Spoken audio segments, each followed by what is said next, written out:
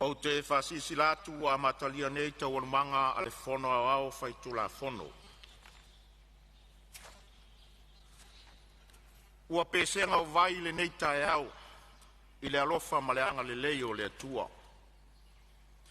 E fai ti tia le nganga whaftaia e le atua i lana tau singa alofa, ua tato iai le amatanga o ngā luenga o le nei vai aso.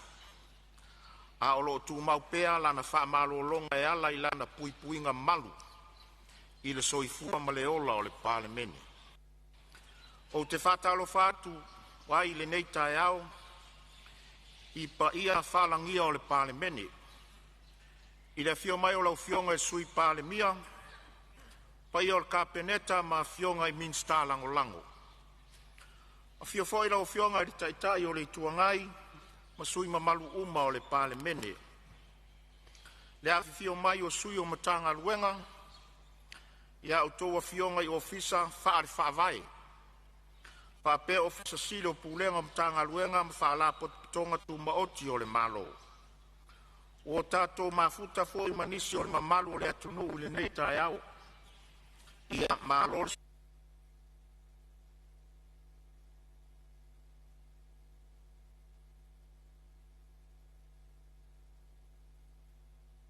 le upu fola le atua i lona aso pa ia ana nafi. Samoa malau whaafonga mai, tapua i mai, i Samoa nei maso se tafa o le lalolangi. E whaatalo whatu lau Palemene i le nei tae au. Ma lor soi fua manuia i lo utou langi e mama, ia tapua i mai a male manuia. I lalo whaiva o lo tato maota i le nei aso. Ma nai ala manatu au tu o le tusi whaita waso o le e whakasa i le aso ana nafu.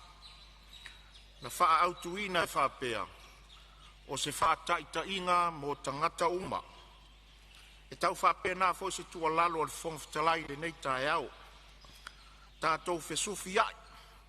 Ma tātou tau mwhai pēr whaatino le tātou ngā luenga i le whe whaalo alo ai. E atangi ai lo tātou whaiva. Ia whai pēr ma whaataita inga mo le lumana. Anga le leile atua i whelafo inga le paia o le Palemene le nei aso. Manuia le tāpua inga lo tātou maota nei. Manuia foi le tāpua i mai o le atunu pele. Ngā luenga o le aso tau le malo. Whaitaunga o tulafono tau whaofi. Tulafono tau whaofi o le whatatauina o tupe luafe luasfu ma le lima luafe luasfu ma le ono. Lafo a inga wha wau i lunga o le whaitaunga wha lua, aso fono lona wha. E tolo pōta wanmanga le fono au whai tulafono le aso wharaile na sei mawai atu nei, o loo sau noa tari whaitau le fionga le minstao pisinisi, ala manuia maleipa i mata upu sala ngā i sau noanga whala ua i tele sus fono le Palemene. E toi whamanatu atu pēr i au tō fionga, e le talia ina se saunoanga fou le laasanga uo o iai le tātou ngā luenga. E more manino ato atoa le lei o le maota i talia le malo. E le talia se whaui la vei se mata upu e le i la ngā i se saunoanga.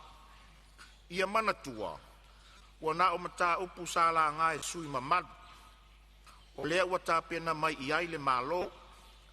O tau manga ia ma whainga wha Palemene e ao na tātou muri ta ia. Mo le au sia o tūlanga manino o le talo o le tupe a le malo. O le ala fo i lea sa whautua ina i lo tō.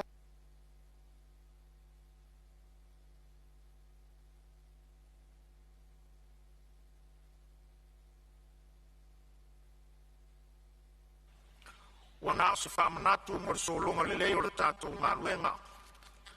Ai le ai se anganga o le whafonga whetalai ina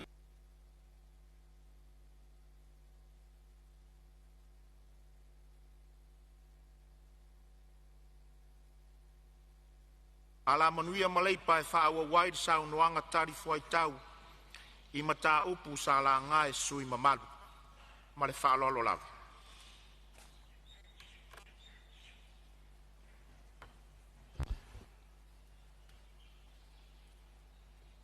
Ja, afkai lau fionga le. o fe kalai mo le vongoa ngai mkanga ruenga ya mako foi wa umanga kon ngiu kwa oi wa ka ya ka pausi lang fa ya la u fionga le o fe kalai ma sui foi Palemene ya ka ya kon pa ka ave fa mo anga ka pausi lang ya ko mai mangua wale ko ngo so la ku ya be se foi fa fo anga Samoa ngai kaiao ya ka wa foi la u fionga fo fe kalai Basi nga malo si fare ngang e alan banga pa ia mane o for sa pak yang ngafi e ka ma ko foi ava fa ngo fiel fo usul ngai vayas nga ko faria so us fongo e ba ia ke min nga vayas o lo fo fe kalai ko se o mai fo ngor va au o sa mau yo nga ko fa ku lo wa malai ke fau malai fa ku ngakani per malai masa ai koko koko a mga ko makua ya wasi Samoa lo sauloko e ai kai au ngai o pu le lava ka ma fa ngau a Samoa lo ngaku lau fionga fo fe kalai ya ke makua pa ia mambalu ngai yo pra ku ngu yo mal ka we er mau ka ngai mai o kua o le pea vai kanguku e ai le fionga fa minga le fionga ku fia su ai makai al kamar fale su ai se yuli lalo maria koa e pola poi al o ko fa kai ngam koa ya ale maulu e ka ngange unge bangu lewa ya fa mai o malai lewa ku samau lau fionga fo fe kalai e fa lo ingas fa ku lo ku malo sanga lu songa e ya upu o ka ko re ainga ngo fo ali or maria koa husu male ko la audia nga fo dai fa nga fa nga ko ikele nga so solo au rang tawa mu fenga ka ko pikanga nga sanga lu songa mo va kulo wai kama sa ka lei ya o for pena sunga fa fe ngai ngai fa ka ulanga fia ri kumbalo abi ko nga fa so va kulo ya ba ko fa le nganga la o fionga la kuskosi mkanga lwenga malua la sunga lo pende po mo fartua faltanga va kulo va kai ka poi mai Shongo Maria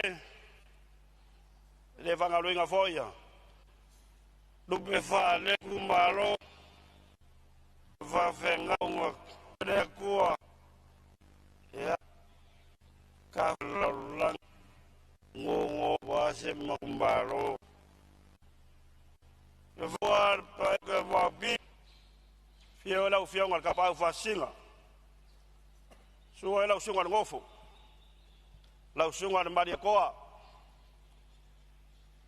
ke fio alo kalanga koa lau fala ngofolo loa ke elo ngofo vai loa ya madele fa lo umar pa de benge ko em Samoa koa fa kulo fo in mo ko ngi ulam papa kau fio ra inga Samoa nei va mo lo ngainga fio en bako e famosidi su se yuli fio lo fio kai ko fo eri la ka ya po fi ko fa de maria koa ta nge upo ke ya makangi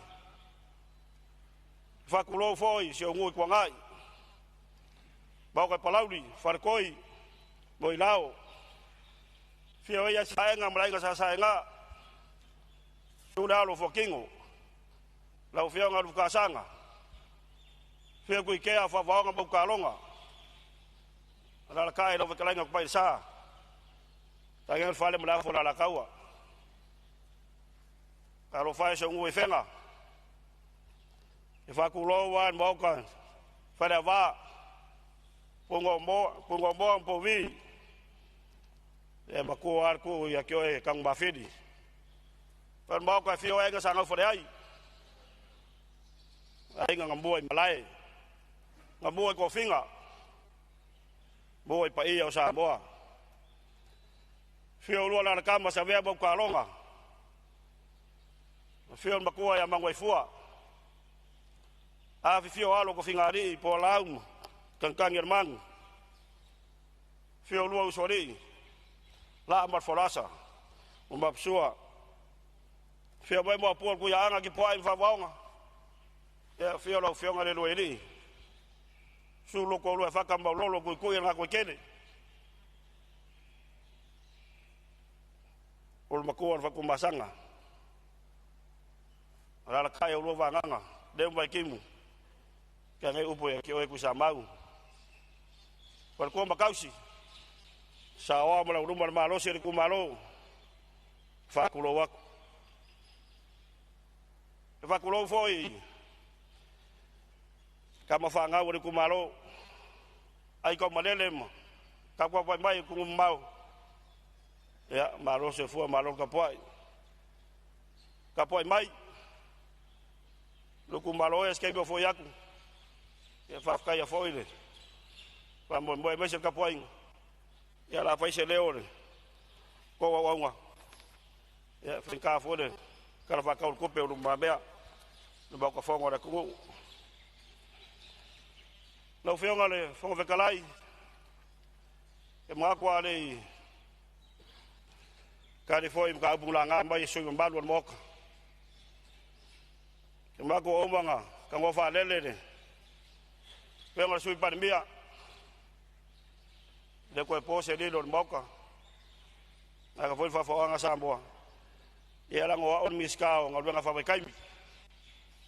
Ya ko ma ko ombanga. Sa ngore. O se par biama, fai mo sugan malo. Fai mai senga foi da inga, fa ngongo. Ya la fa bo se ko mai. Ya. O ma ko foi miska. Ora maka ise kadio mkanga ruenga. La o fenga fon fe kalai. Ulanga nga ruenga fa bai kaimi. Ka usala nga mai re. So mamalo sanga ngafa. Wewe so mbalu fa sala nga lua. Balau di lua. So mbalu balau di koru. Ango ama lua. Ya ka kai ko ngai. Ron balu pa. Ole mea fia pa mo ki ngola u fenga fo fe kalai. Esa ka uare. Kasi foi sa ngwa sui. O yet mga ko fenga malo ka ofi de por kalambe. Nga sa ngwa mangingo lava de fenga kai. Sunga lau de maria ko ai nga. Fedo ai ngam kuskala. E de ese fa boy fenga malo. E ka ofi por kalambe. A me ko ngola vai ale ko ngal vai le. Mga ko fenga malo lo fenga fo fe kalai. Kurang ko ngola va ngai. Ore fango yo so fo wa no fanga ora ku. Ore vai on fanga malo. Ambai go fa ku kuanga. Vai on mok. Ka penga ki fo fuanga mangi. Fanga fa vai. Ya wala ngai rumbar por kalambe. O seria mbale lua se fulu, e kor se fulu ka usanga kingo maliu. E kulou. Wala on fanga. Kalunga baka ngai por kalambe. Ore vai no fenga malo. La ko ke keu. Isi vai no fenga fa vai. Ya. E fo ia fa fica uri ngai. Le ka sanga kwai le paiam. Por moka. So maru foi ngala ngal mka. Ya mai ko fa ku kwang. Ambai ko fa ku kwang fenga malo. Ya la ka penga ngisi kulanga. Ora ngau fenga malo. Ya feo la fa ngau ngai. Ya kungu makinga ada kungu. Ngau ngare ya le vai mamau. Ya o sekali aku ngari. Pala wekele de. Wanga ngala mai kulanga rea. Ya. Ora vai ngai de. Tourism. Paga ka fa me fafo. O fiona el fon ftelai. Ja, maar die heeft nul of jongen de minstaal, hoor. Die vrouw daar weer met de jongen de tijdelijk voor mij. Ja, van malo to minstaal. saunanga e tātou tam whanau o di whafo e sa ili mai ai se manmia mo lato ainga. E ale vainga lea na tuatupea e te sil to iai ona le whainga whaavai fau lea o ala whaatui. I tua e whono whaavai au mai ai tangata e whau tua e o whafo. Al mela e lea e afo i o tūle mai. Ua leo toi mo mia e isi company sa avatua tatu tam whanau. Ona e tuatu i tua.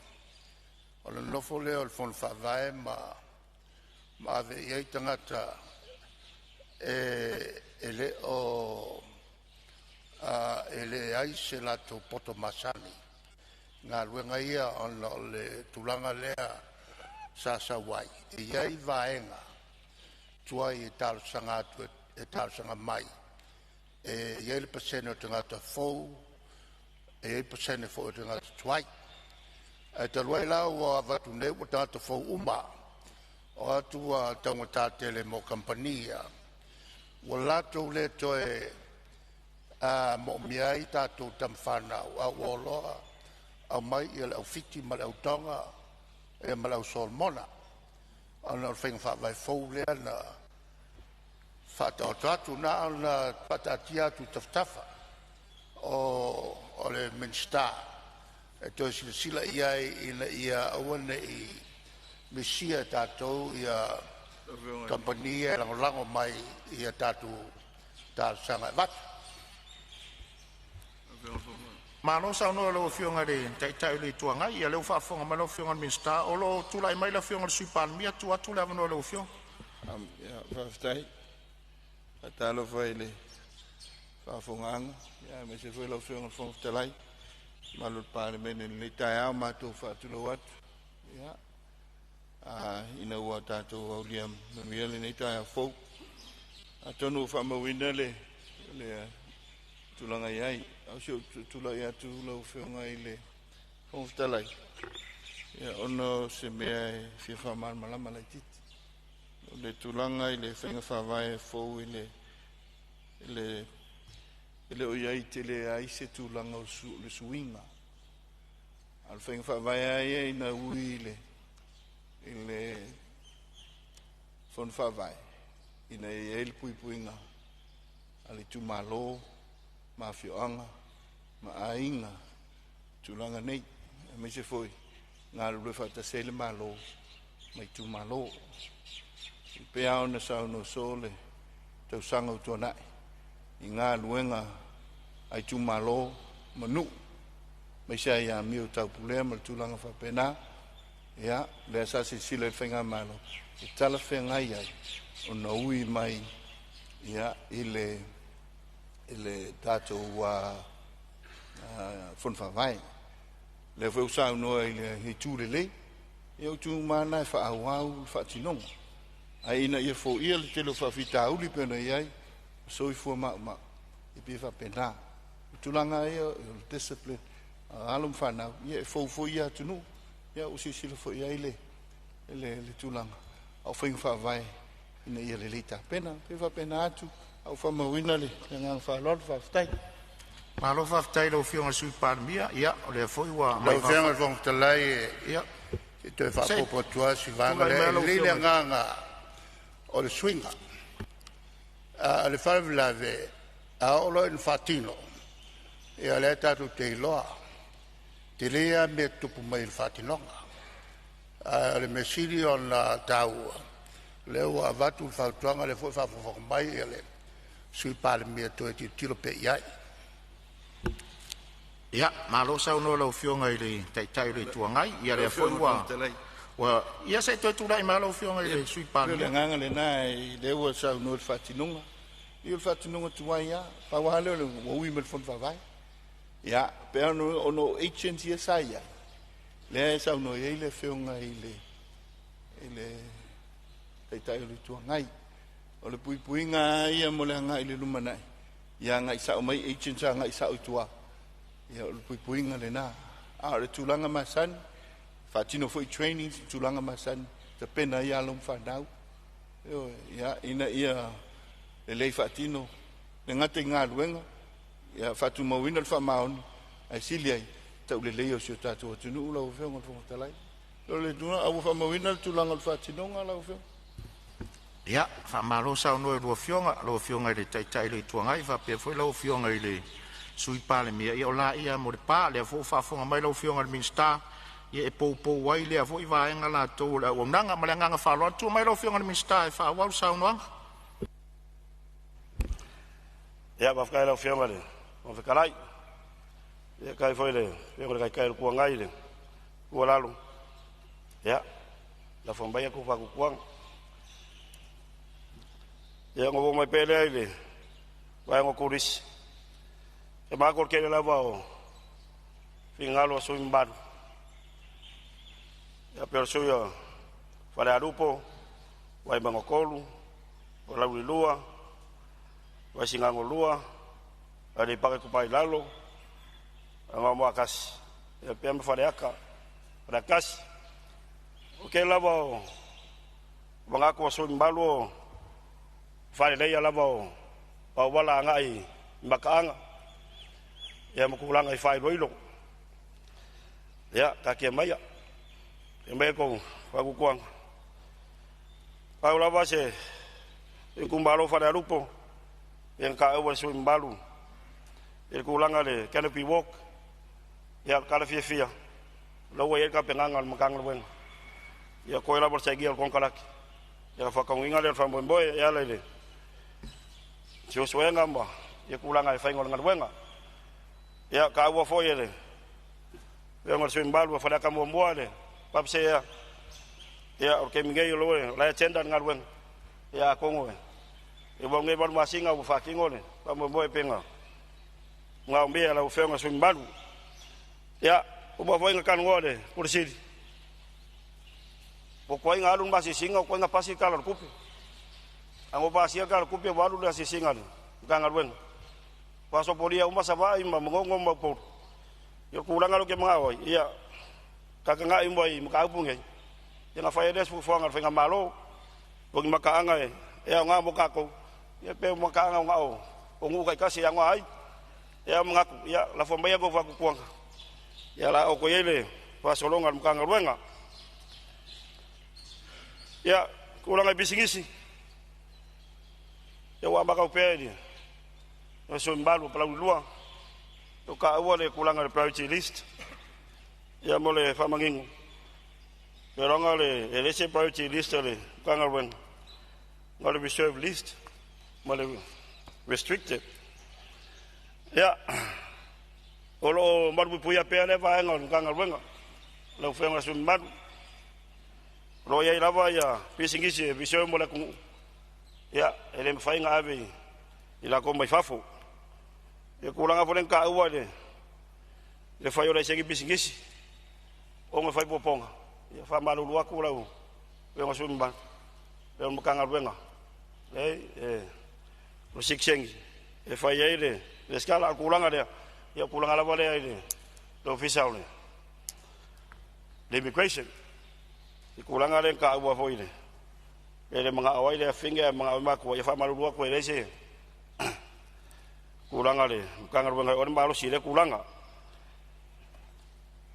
le fionga le simbalu fa ko yo ke mako le o fiomba yele nga fa da ko kali yai ya le fionga le su kai kai mar kai kai on ko ngai ya nga nga ba nga le CBI ya por si sengi le free investment ya pen ka wale le fionga su kai kai o le viu yo mago foi ya ele o mer pe pa lumbale le lau le mi ska mar ka pengek ya ngabo le sekali mau kingo ya kan mingai ya pen ka wo ya le viu le kulanga le fa mo boy ya la por kula fongo sa kan faye ngai ko o moka ya ka ke mai am la fambai le fa kuang ya se u wal biviu ya nga koe wa wa skala le kulanga ke ronga paule o ka bungolanga e pe ngo sum balu yo ngari ka ngai pe mo sia no fa mo ia mo fa sa ina te me lo fionga ile min stalo sa no o lo ia fa la ve mai pa lo li lua tu lai mai fa la ve mai pa lo li lua sa no te lo fionga mole pon fa lai mole ava no te sa no anga mani no lo fionga le min sta ia pe o fa fa foi mo tali nei va nga sa langa e ole tu ala lo sa to tu lo fionga min sta ia ole o e nei va nga ye pe ona nga ye sa no tu langa le ole restricted list e se ava no e mafai e ona fala wi lo le lisi le a mo le si le fia tatu watunu atanga tala utili a wai patata inga ola tatu no foi sa vai tatu le lo tonu le lisi le e le mafai se saina tu lo ona fai se va fangota ia ala wa ye tanga mai fa fo ye fai el pisini si fa pea ia o tu langa la na e mana ia pe a fa sala lau fa lau i tele mo le si le fia le atunu o a pisini si matina e le anga va ai ia ila to ia wata o foreigners potanga ta mai fafu o tu langa le ile lai sene o le pisinisi si seni pe on sa no la o fionga o le tatalo ma le tau le mauna vatu le nei foi tu malo pe ma fai ona to e sila ia la fua e le stala e moni fa ma oni o le seni e le stala e pisinisi ai ua fa o nga o se aikia fo ile e nisi tu lo le upu malngana vaiane le mamalu le motole tunu e fa ngale citizen ya le tamai tai sa mo pe sa o ta o fa ado le pisinisi ai si fo e si le fia o mal moto le tele o la to nei mai fa o le tele o la to tupe e te ula vai tonu o la to fa le tupe o pisinisi e se a contribute le economy tama o ainga o le tunu ai ma na ye pe ato e si le fo tau fitu na ia ta ia la le stala tai pio le stala inga o le laiseng o le lika i le lika port ia mana o mia le fa ma onianga mai matai o le nu mai si va e ngai tuai e lango ina ai ia ma lo sir tarsang ia e foto ama faile ona isu lai sene fa tawela va ma los ai pe ona isi va e nga fa pe na e tau tala i tuale e vere tau fa fa nga tala i titile le fa nga o afo yo o va e nga ia mo ila toni e wa polling ia o tuai nu itua wala i titile ava noa mo tatou tangata i tua inu i tua e faia i la tua tina ia e ona o vaenga ia e ta ua tūlanga o atina e ma pisinisi e aru fo i lalo le tau so i fuanga ia e tatou te va ai mamau fo i mo le silua sifuru tolu sifuru tau sanga o lumana malanga ngai tumu fa lalo fa ftai ma lo fa ftai ia lo fa fonga mai lo fionga de minstale tu sa fo fa u la vea pala u lua tu la mai lo fionga de minstale fa o sa no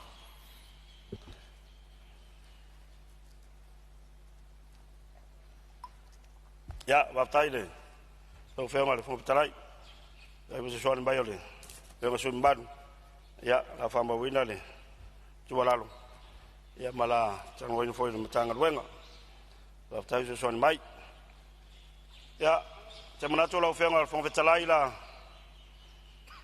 watu ye mana onga nei tumbalo fa malu watu la wenga so permbia ya eu na saundo ala o fionga de asonela e mo yan mista ya le asol lava ya o fai pula fo tumbalo ele tang sale e tumbalo nei va ta ya le lo fio mai le fionga le so yo lo tfang fa malo tausi jona ya tunei va ta wa mata le tan ngalu nei no ofenga e ulavana la mata o le asol palota ya me siri wa mata e to la to la fionga le bola o fionga le lingska ya lo ko siri per ma ko ngufa mo mo kan ngaru le pe fa wa ngar wenga pe de ai bola o fionga lingska ya pa kai wa maka ya lo fionga bole sui pa mbia miska ngwen ke o le wala le ifenga ya ke ma ko penga le se sengo la wala le mo la wala ya va le wala fa asiu le wala fa skoka le wala ringbonga so ka ya ile le wala le kusif ia mulana whaalawa le ia le isa la fo wa maka le whenga miska ka luai e ka kalo nge kumo le nge ngu la whenga le miska ia pe mawhainga fa kingo mo fa umore nga ruenga fa mbole ka sanga kwai pe fo la wala si ngo ko ngai wa makaria foi ia koia nga umba ia ka sanga kwai la whenga le miska pe fo le miska o fo mara loinga ya sama awale painga kalwai langa lakula sisinga fa ma ayor ngi ku malo kalwai le se fango fa ye bele sa ko ku oile fa mo boy ai a ko sila le wo le se fa ma iden buang ya ngale fa ma o fa le ya mengem ko kuwa ya ko sanga ngi ku malo ya ko ngi fa ka wila ba ngi ku malo sanga lua o nga ko le ku le mo ya ko sanga ko ko lau yo ngal miska ya ke mga kuwa o mo mga onga ngi ku malo lo fengole ko ke kalai ya lo foi va fkaile le ku malo ya lo foi le fenga paloka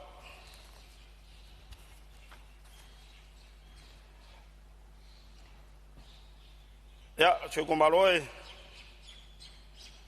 oi le ka fa va ko pa mga ia pa fkaile ko pule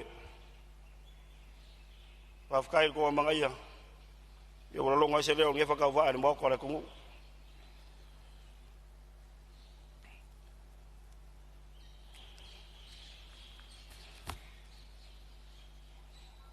ese la marca fue para ka sa fai o mo ko lau be que fai a pe ku lai mai le ru ku malo o be un bango ko lo ing ya ka po ai mai la fa ka un mala bora va ficar isso comigo eu venho para loca biki malie ko ngai ma fen malo va ficar kai ku ngal lue pero po le rangi ko ngal lue ma ko lo fa ngi ngak va ficar va ngai wainga e wainga ko ngai yo sa enga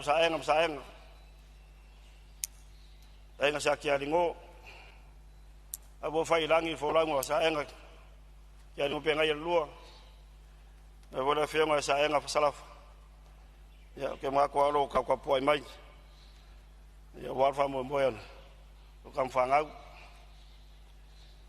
e vo se wa ngai mrie enga bo samba bola va mo kala ngai polu ma lo ka poi va kai fa e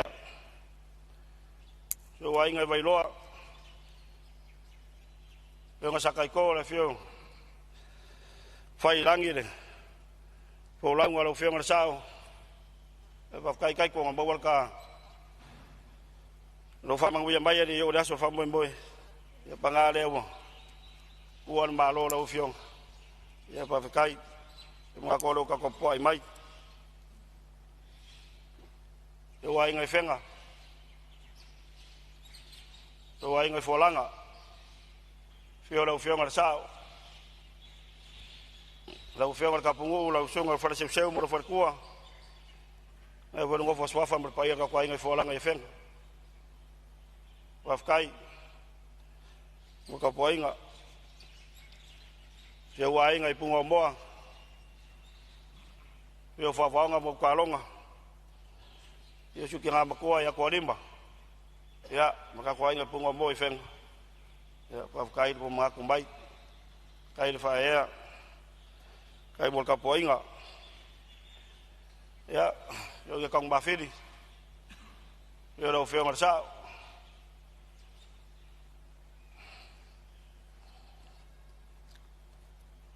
i ulawanga mabo foi ma yorking af kai lo feo sabea kai a lo fa kimba inga vai mang vi ai fai fa Pai al ngofo swafa fi ole loi faka. Pai ra kwa inga kong mafili. Ya maro kapua. Kai bombe uma. Le fangalungo foi dai ngo so fangau. Yo que dialo mronga inga. Yo inga ko. Lalu mari ko. Yo kra inga lu ko ngakwala. Ya va kai mo ko inga. Ya la inga so kama. Inga sa suka. Ya la ususta. Malu kapua.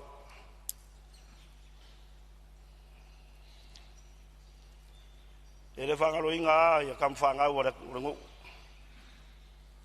Biko nga faso va fkai de. Sunga va fenga inga ya waita. Pasta waita fata. Va fkai ya mo fokalo. Kai lo ko poi mai. Va fkai so kama palenganga europene mo falkang. Watu va tanga. So kar se pele.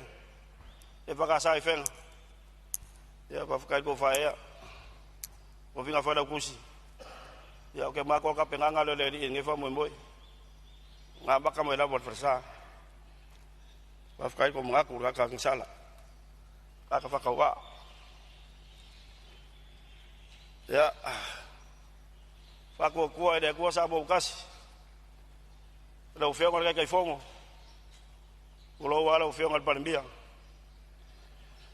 ya mo lo farkua maka ko ai nga ko inga bo bevesir fanga fa bo fanga malo nga kasi ya mga ko ngi ku malo ele o ese mo paki ongolea kai ka inga la fe ngar kai ka we ka penga va fingi ko anga la bo fa mo pa malo va kai lo sunga la uden mari ko va kai lo fa kama Pafkai no fa e fo ngi ku malo. Fifili e fo fa ka wa. Ya be miskar ka pingak. E res ka mai fa e. Pafkai no ma ku mai. Ka lo de ku malo si mo poko mai. Ya. Ka wa venga pere. Ko finga pe ku mai la u fiong. Ya me se la ulang umbale ko va. Ya ku ngombao. Ya malo la mo. Lo su e fa malamba ma. Bapa ai mai muso song mai. Ya wa se mang wiar paki en bese Samoa wao. Lo fenga bon fekalai. Ya. Bapa kai so ko lua. Sweet leilani.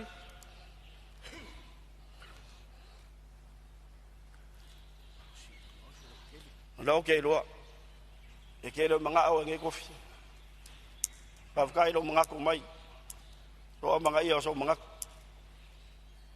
ala oke lo ikele mga aur ko fingi ai va fekai kai lo lang kai lo fa ku ya wa mang wi fa mo boy se fa ngau ka fa ya fe melang ya Timoteo pamina ipo ya le ya mbia ya so fa right ya Timofimba Talani Melanie ya malole ka kwa va fkai ko va lo kinga fkai ko ngosai ele fa ngofia bon nga ruenga kelo kembe lo sai mrai ya va fkai ko lo ko kalo mo ko lofa ya fa dika ko bisingis nga ko maka mai ai pa mulia ya va fkai so kinga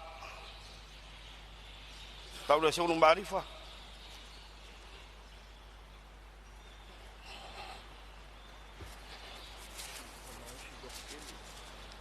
Mai mau e. Bangai ngofo mai ke mo mau. Ai u ye le. Ya. Wa onga mo ke mai ngo. Ye wa mangu ye fai ba. Kai bo le fe mal Palemene ko fia u. Lu bisa kuris. Bo umba lo so kinga ko inga lo bisa kuris. Mkanga ruenga. Ye le fanga lo inga fo ya. Ngai uso yo ku va finge be voi uso ma ko ange so ko lua Ia ro ai ka malele mai fafo ma. Ka kwa pai mai. Wafkai ko lofa. La le ka ko ngora ngai kele usonga ko inga. Ngai ubaka yao ka ubako ko. Pa wa le. Ya, wafkai. Kai ko mga ko mai kai mo seleng la fo mai. So soangi fo mo boy lo fo ngor fo vekalai. Ya. Wafkai mo le ngor ngai kumbalo. Ya mangwir fo uso le ku seifua. Ua whamalo whaftai sau noa lau whionga minsta. Ia e mātau watu fōi le fōua e pa ia o le tū malo. Ia whamalo whaftai, whamalo tā pena tu solitari mālamalama mai. Ia e tu sai fōi o ni vaenga nā ngā ia i whina ngalo le mota. Whamanuia le tua le tōwhinga ua tu inatu i lau whionga. Ia e mai tau watu le no fōa o lo fa peona fa solo mai le lai tu o le mauta ia le tali le malo ia fionga i minsta ia o la tu atu le vano le fionga le minsta o mtanga luenga wa onga manga nu ia tu lai mai la fionga tali foi tau nisi vaenga na la nga i fina ngalo le mauta tu saltana fa tau o le tupi sau no ia wa vano le mauta fa talo fa atu la fionga le fonga fetalai fa ftai mo le vano Tulau lau fionga le li Palemene le la auli le mali toa. E tala tonu o le fatasi mai lunga o tupenga te whailangi. E tapu tapu a ia. Tau mawhainga sui Palemene, ka peneta mal Palemene o Samoa. Te talo pia i lau taliu mai whanua mal manuia i le nā masina. A fio lau fionga le sui Palemene, minista o ka peneta, Mista lango tai tai o le tua ngai le sa fa pito fa pesui mamalu umo le nei pa inga lona sful valu o Palemene o Samoa. Tulo ia le fio le ao le malo le tuia ana. Tui male li fano va le toa so la vi le lua mal masiofo. Tulo le afio o sui al fono sui trofia o to masiofo. Tulo le fio o le whamasino sili, wha pēr li I matamai tai o le whamasinonga. A fio fo'i lau fionga le prestene, a fio li I matamai tai o le whamasinonga o whanua masuafa. A fio whaululunga mtanga luenga, a wha pēr tai o whalaputonga tuma oti o le malo. Malo ngā lue, malo le tautua. I le tau whamanatu atu, o tau e wha tau nuina ma tau aveina, fōwhanga le malo. Sa tātou no nofo mai le nātalanga mo le lima le male awha tau sanga, I tau mai ia uni o tau sanga nei. O leo wa te I langi tātou whetu tai matangi, wa mai a foi anu moli la palapa o malo, e pe ona tai mua iai lau fionga le fonga fetalai. I ala le tātou whaaporo mal whaasani I le nei tai au. I ole vi inga I le tua I le whaititia. O wa lima taita ina mai le soi fua lau le leia soi umo le Palemene o Samoa. I pue o manu ai le o pue o mala I le nei tai au fou. E mua o whaatolo watu le pa ia ma le mawalunga o le nei maota I ona tūlanga whaalupe. O te whaatolo watu fo'i I lau whaafonga tapua I mai Samoa I so se tafa le lalolangi. O le pa ia lava lea ia tū mua mapule. Tama a inga matama I usonga tū mua mapule. I tu au mala tawa a inga le tai ma le wa au fonoti. Ai a le whaafonga tapua I mai o tātou uswa tua oi a tutuila ma manua. Na pa ia lava lea au wā le whaleanga fulu. Sua ma le vai whanua fo mai tūlangi I tu au mala tawa sa ole ma sele au mua. Wha pēle lau niu na sai lua. Wha tuia le motu to le whale ula ma tama le manua tele.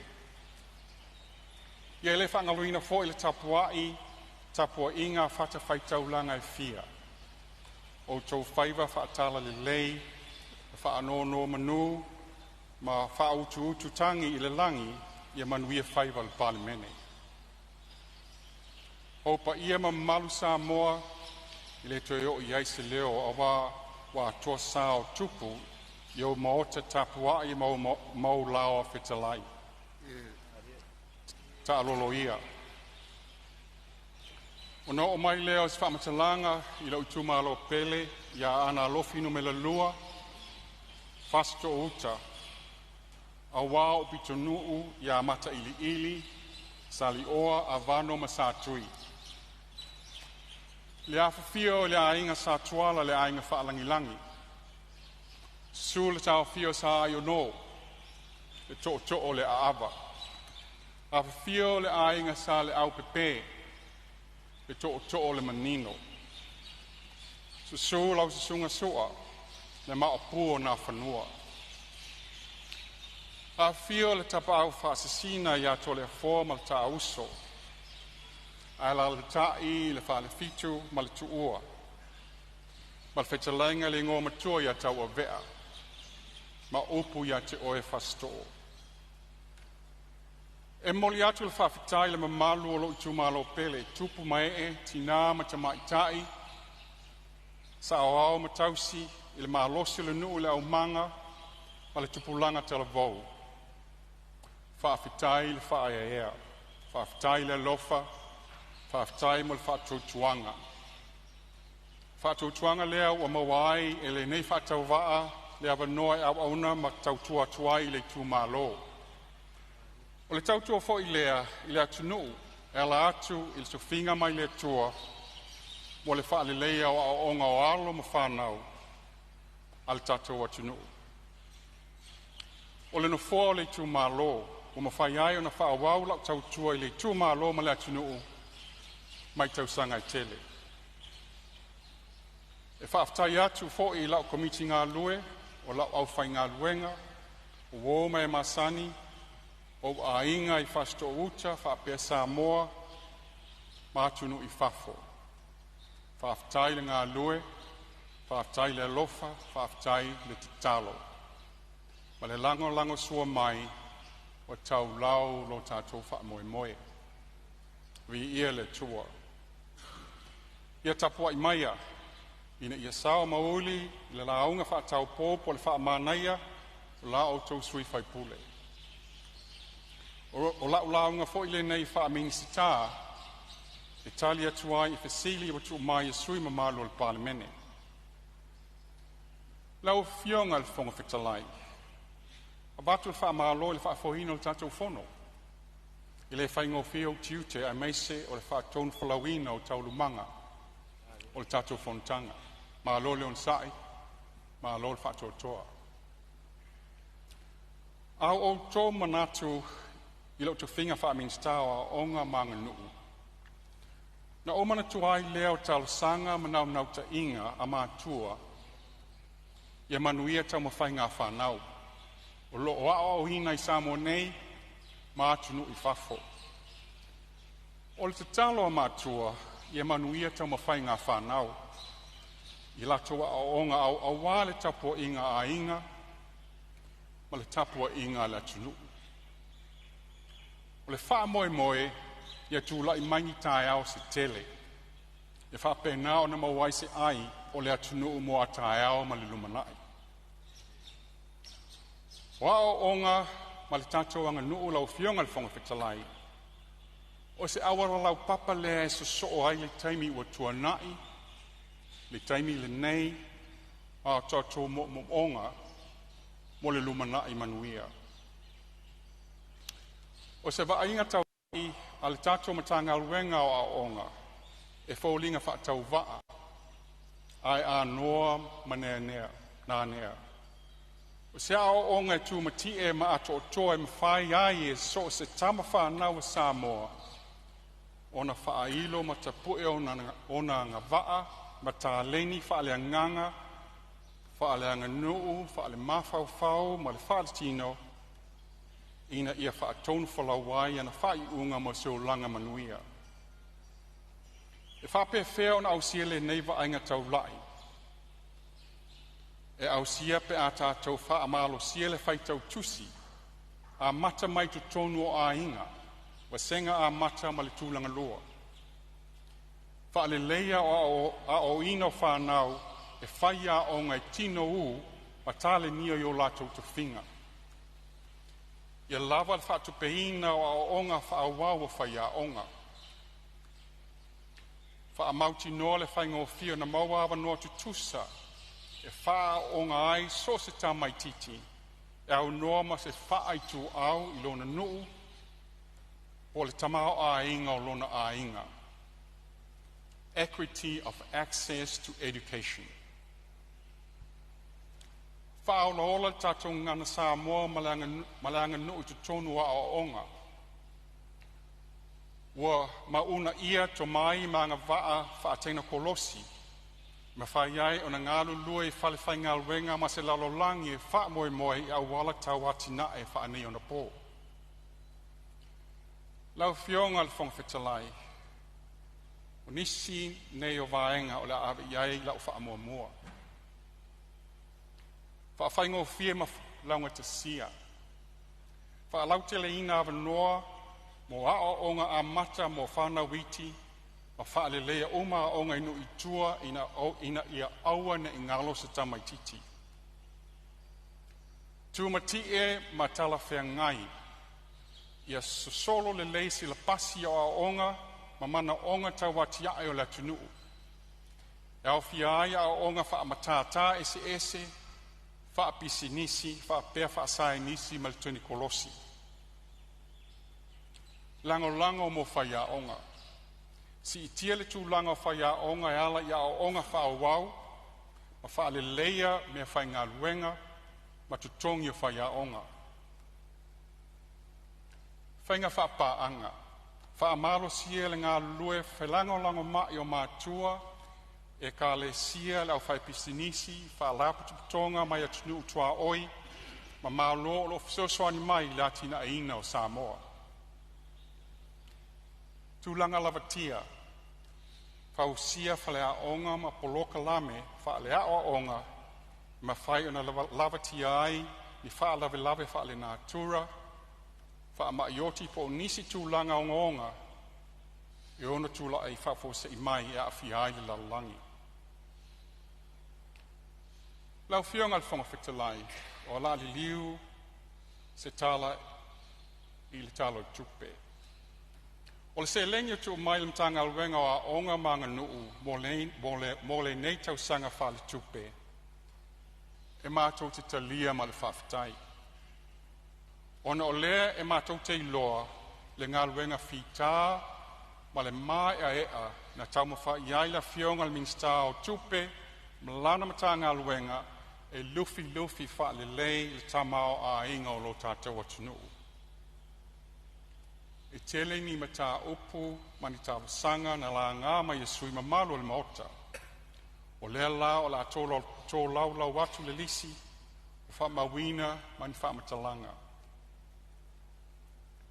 Internet in schools, o le wha Samoa, mo mōli atu le lalolangi i whale a onga. Au fionga le whangawhitalai, se tasa nea mata upu na la ngā e sui mamalu. Mo le sila fia, sa pasia e le Palemene le balu se lau balsu wafe tā la, le talo tupe, luas fulu lusu wha, luas fulu lima. Wei nei la tapenanga o maea. Wa uma na tu whatasia fōwhanga mo le tauwhonga, gender, au fia le terms of reference ma technical specifications, mo a o ngai balu se fulu, mo le nei tausanga wha le tupe. O whaatino fōwhanga puipuinga mo le whaonga ino interneti tonu a onga. O la whaatino a onga mo whaia onga, mo le wawa ai le leo le neipolo kalame, first level of support and maintenance. O la ta pena foi se paketi mo le isi tausanga wha le tupe, mo le whawa wino le neipolo keti, mo le isi vau se furu a onga. O la wha le lea masi itia le ngā lue whapaanga ma isi mtanga alwenga al malo, ina I whaatu mawina le wa aia le lei o fisota inga ma onga. E au na whailo i le mamaro le Palemene, i lava no fuanga, o lo iai tatoa o ngai le whaasopoli ai, i au au nana whaatene kolosi, o no vaengo le atunu o lo maunga, ma mamao mai no fuanga o lo iai le infrastructure le interneti. Le lava whaiaonga, lau fionga le whonga whetalai, e lo se, o le isi name ta opuna la ngai nisi sui, o le lava whaiaonga ngā lua iaonga. E leo se lui tau fau. Te le tau sanga o la ngā le nei ma tau pu nei.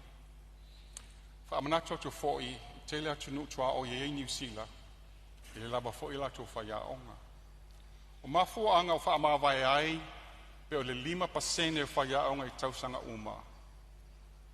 Ona o ia, wau sange a inga, whaamanu e ina i le kota, ma ngā luenga whaavaitaini. O isi o whaamanu e ina i kolisi whaafaife au. Pale tō tele, wā ngā i atu e ati ae, atu whatu a inga tausi. Mō tausanga e tōlu o le lua afe, lua sulua i le lua sulwha. E lua se lau ma le wha nau na whaau ma teke rifa ia onga mai Universitea o Samoa.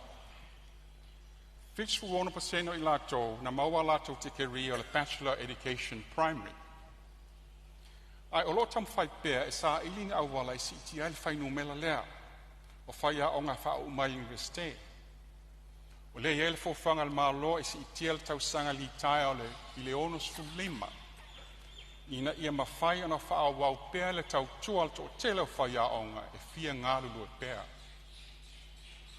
O lea fōi o lea talusanga il malo Amerika e si i lunga le whai numela o whai aonga pisikoa e fsoswani mai la tena ina o Samoa. Talusanga mo whale aonga fōu. Lau fionga le whangawhitalai. Iei talusanga mo whale aonga fōu. Ia ua māio yo le lei mata whai o le mtanga alwenga wha pēr komiti o aonga. Ngā lue wha atasi le pule aonga le komiti o aonga me mtanga alwenga pēna o iai pēni ona iai tono school agreements. E sa ili ni atunu e avi iai talusanga mo le wha tupeina. O le mata whai o i foia le komiti o le sa ili ma wha mautus whanua e whausi ai le whale aonga fōu. Ma wha mautu uma tāpenanga mo mia.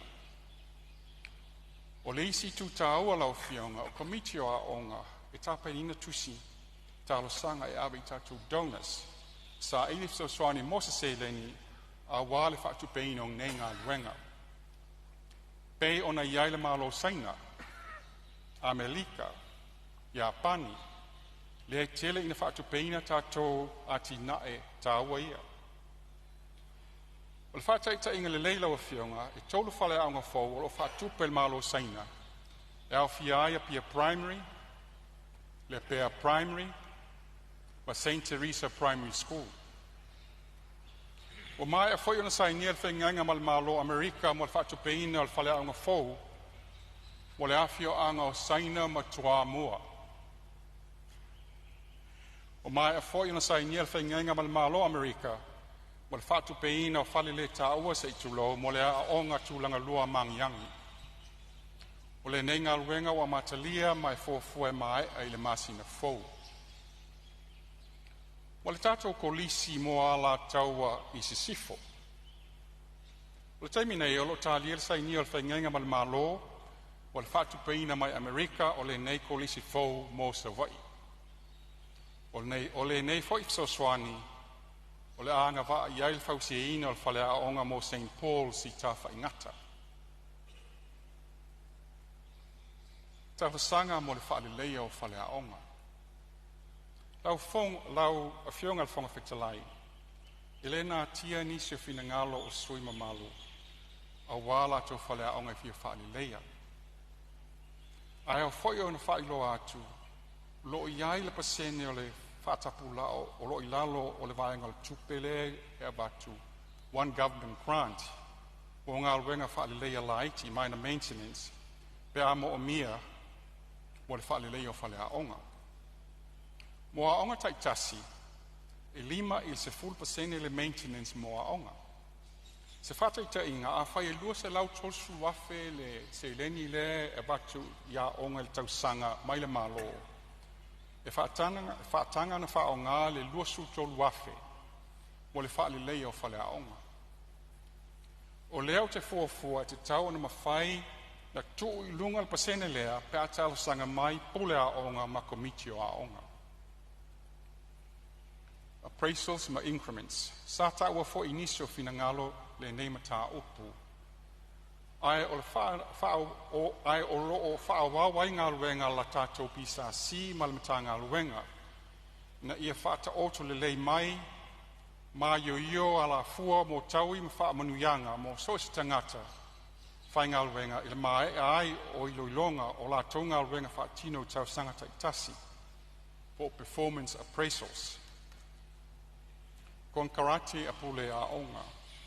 Tau fionga al whanga whitalai. O wha mawina whina ngalo sui mamalu e ala le nei mata upu. O le a whai iai se sa li linga masu isu e ngamta ngā luenga ngā lue whaatase malpisa si ina ia sila sila toa le nei mata upu. Ia whaata auto lei ma wha mayu yo ala fua e ma whai na fitu nai tau sanga wha kon karate o whai a onga se tūlanga tala whengai. Security in schools. Lau fionga al whanga whitalai, o le tase nei mata upu, al komitio a onga, a Parents Teachers Association, PTA, ia wha mauti noa e iai ni leo whanua I le pao ma le pō. Ia mauti noa ai le saonga le mū ma le malu pui puia o a seta a onga taitasi. O le whataita inga o le kolisi a le fifi ma Samoa College, whaapela o ngā tūlanga lua pia primary, mai si lava o ngā tūtaulanga, o lo iai la tū security sport leo pō. Ma o se whataita inga le lei e ao o na whaatino e isi a o ngā umo le atunu, e amana o mia.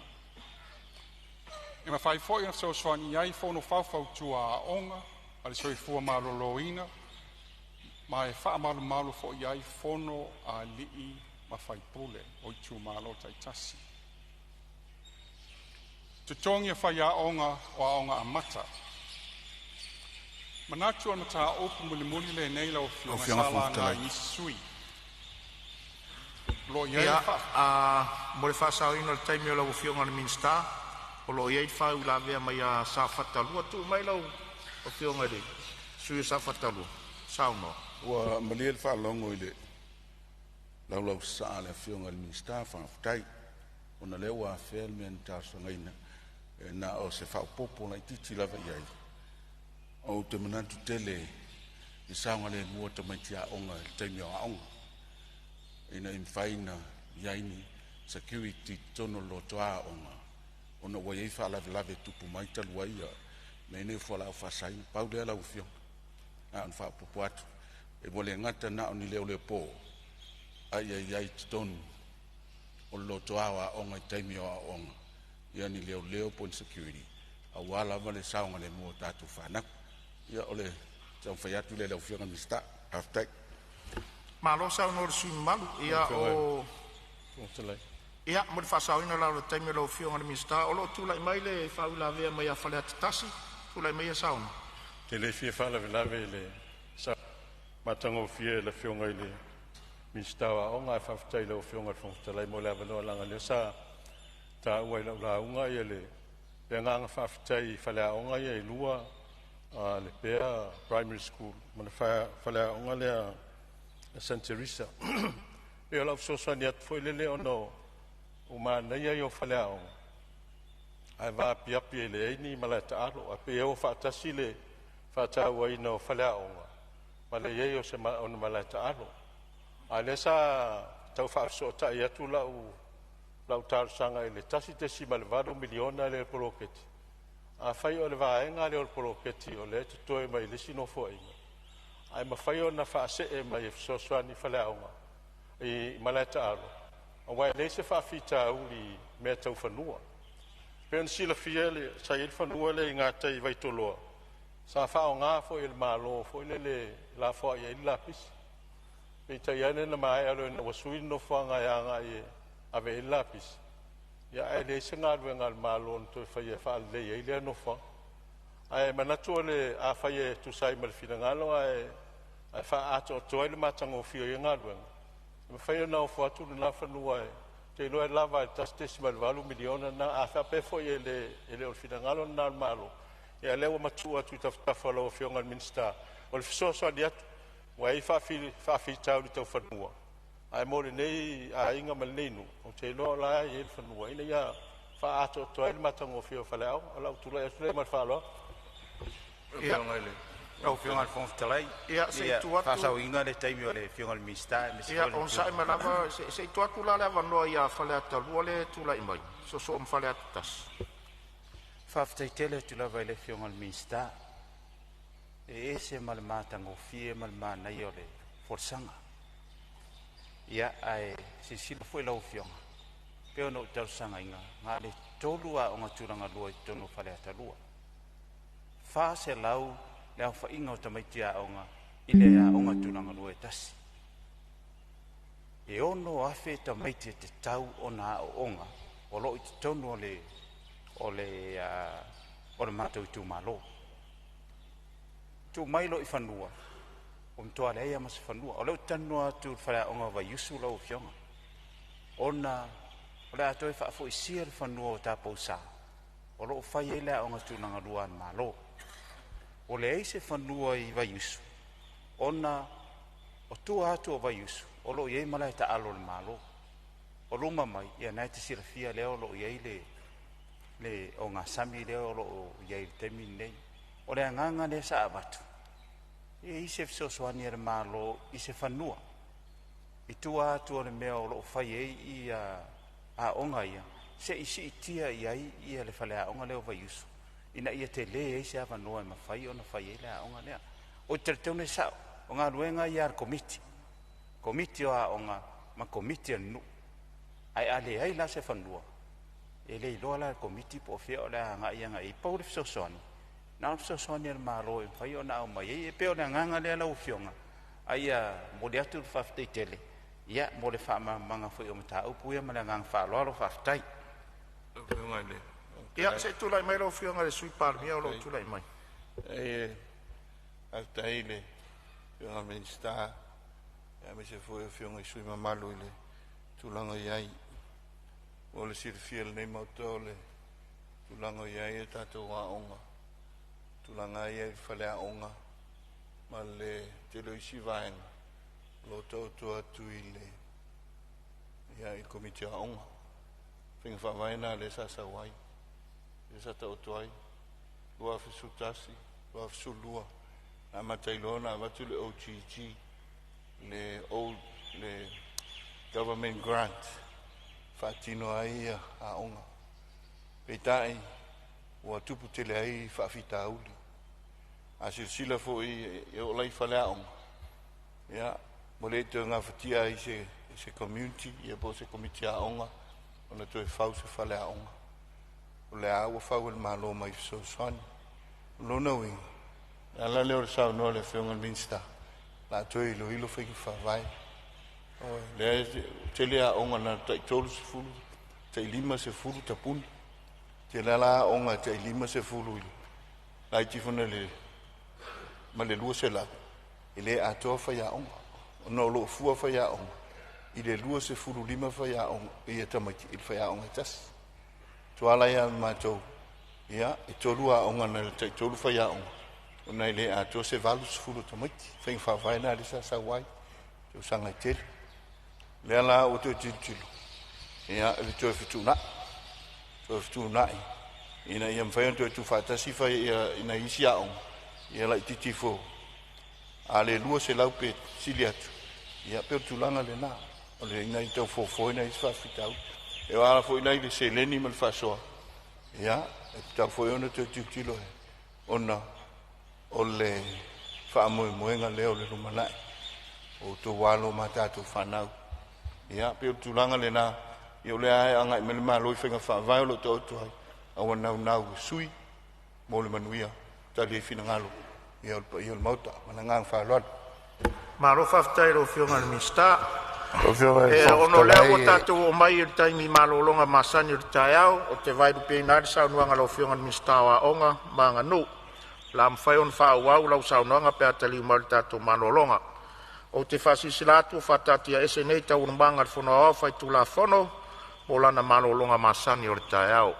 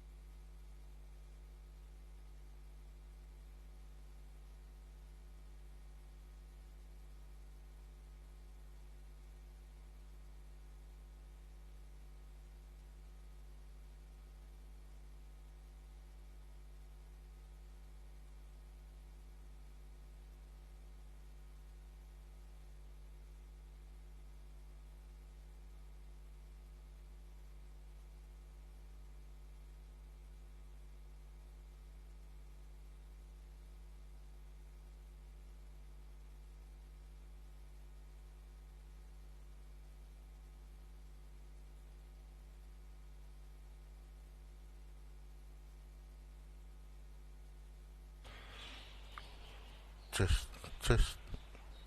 Mic check.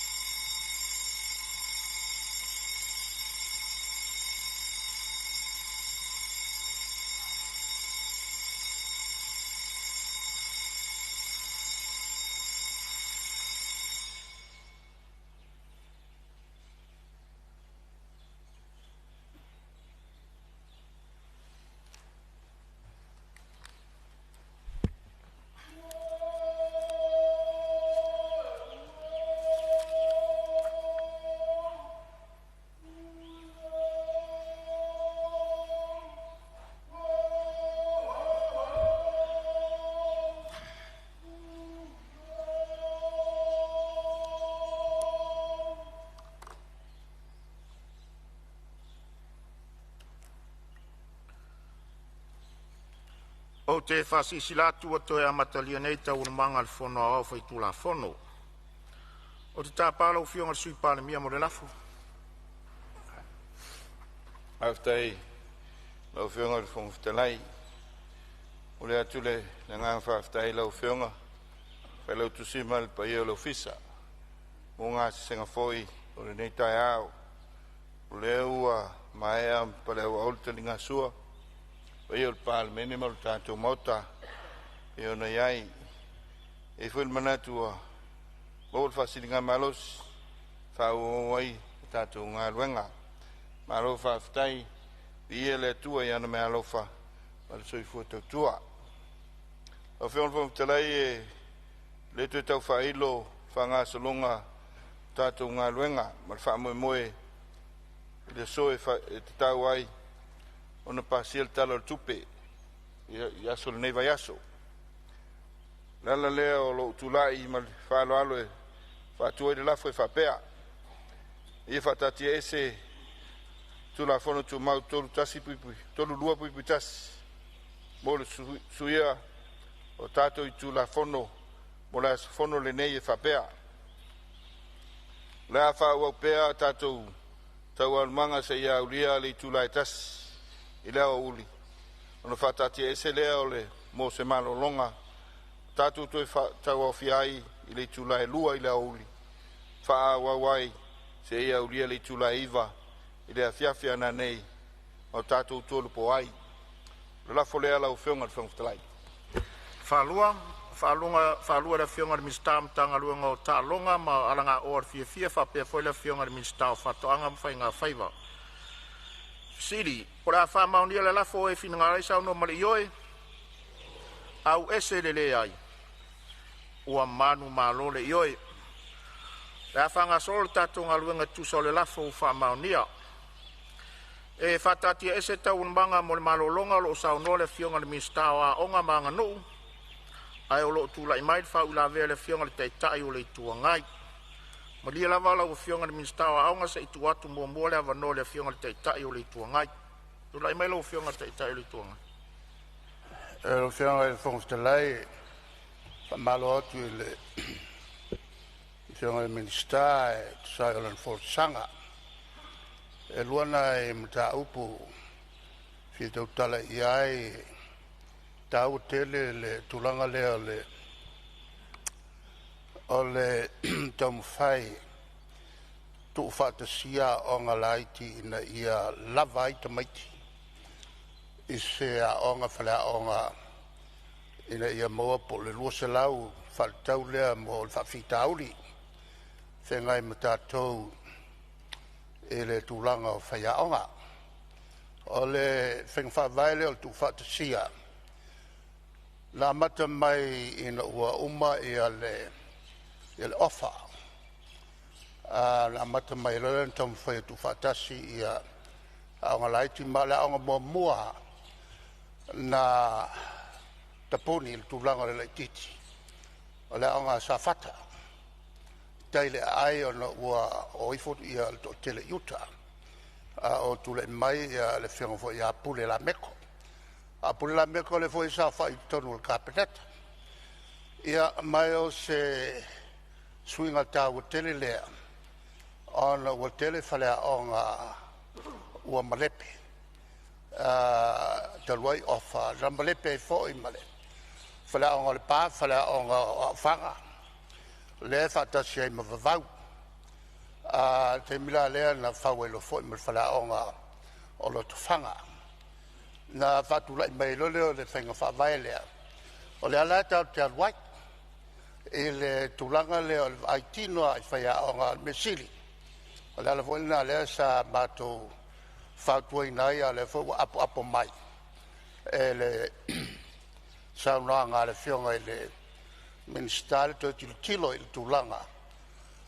O le tua o tausanga litaia, ma lima leono lima, ma se tūlanga le tele lea.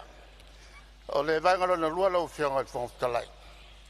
O le tūlanga lea ta ua el minister. E le tauwhonga mo la tau ia e awhia i le tūho i leo o fsota inga te le vavave moa aonga. O le whautuanga i ia silo te toa I tau whonga nei. Mai le fo e ona wawhai I tau whonga. Mai se la tau tonu iai le tomai. Ala on la ta ua le belea. Ona iai nisi na la tau whatinoina le vaenga lea. Ke lea whale kongu a kulai mai iai. Ina fo I tau whonga sa whai. Ino fo inga whatua o matu nei. Ia nao se whautuanga mo whatinonga ngā luenga a whale tonu. E a fia umaiaka ko kumalo. Lano winga lai le o se mea whai whapito le tūlanga o whautua tuai. Ai mōli le leo a o ngā tātu whalau. Ia, sei tūlawa lea wangoa lau whionga le sui Palemene. Ia, sei le ngangai pe aona tutulai atu e. E watu fwose tūlanga o tuai.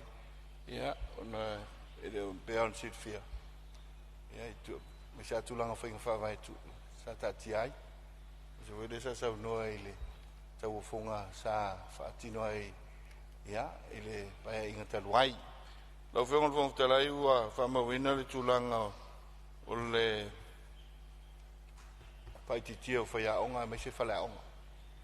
Ma o le nganga le nā tonu le whainga whawai to ilo ilo. A le tasi le nei mata upu e o mai le teimi le nei manuo o mai le whionga i le. Te le ai tū malo manu mawhiaonga o lo te talo e vai whai al whaleaonga i ale. Ia, manua whawhonga mai. Ia whainga whawai whaule na tau whai atu ai. Na ia consolidata tātou wa onga. Ia, pēo na sau nore whionga le teita i le tuanga. Ia, o futia na walu, whawhita auri fo na iai, peitai. Nau te inga le malo, tu e te pena, ia, whainga whawai le lei, mo nei ma le lumanai. Sau no fwoi le whionga i le teita i le malo, i le tūlanga, o le tuangai, teita i le tuangai, tūlanga tau whafonga. Ia, i le pale mai o le whainga malo, whatu tu le tu Samoa tasi. Ia i whawhita au, maisea, i le iei se internet, ia onga.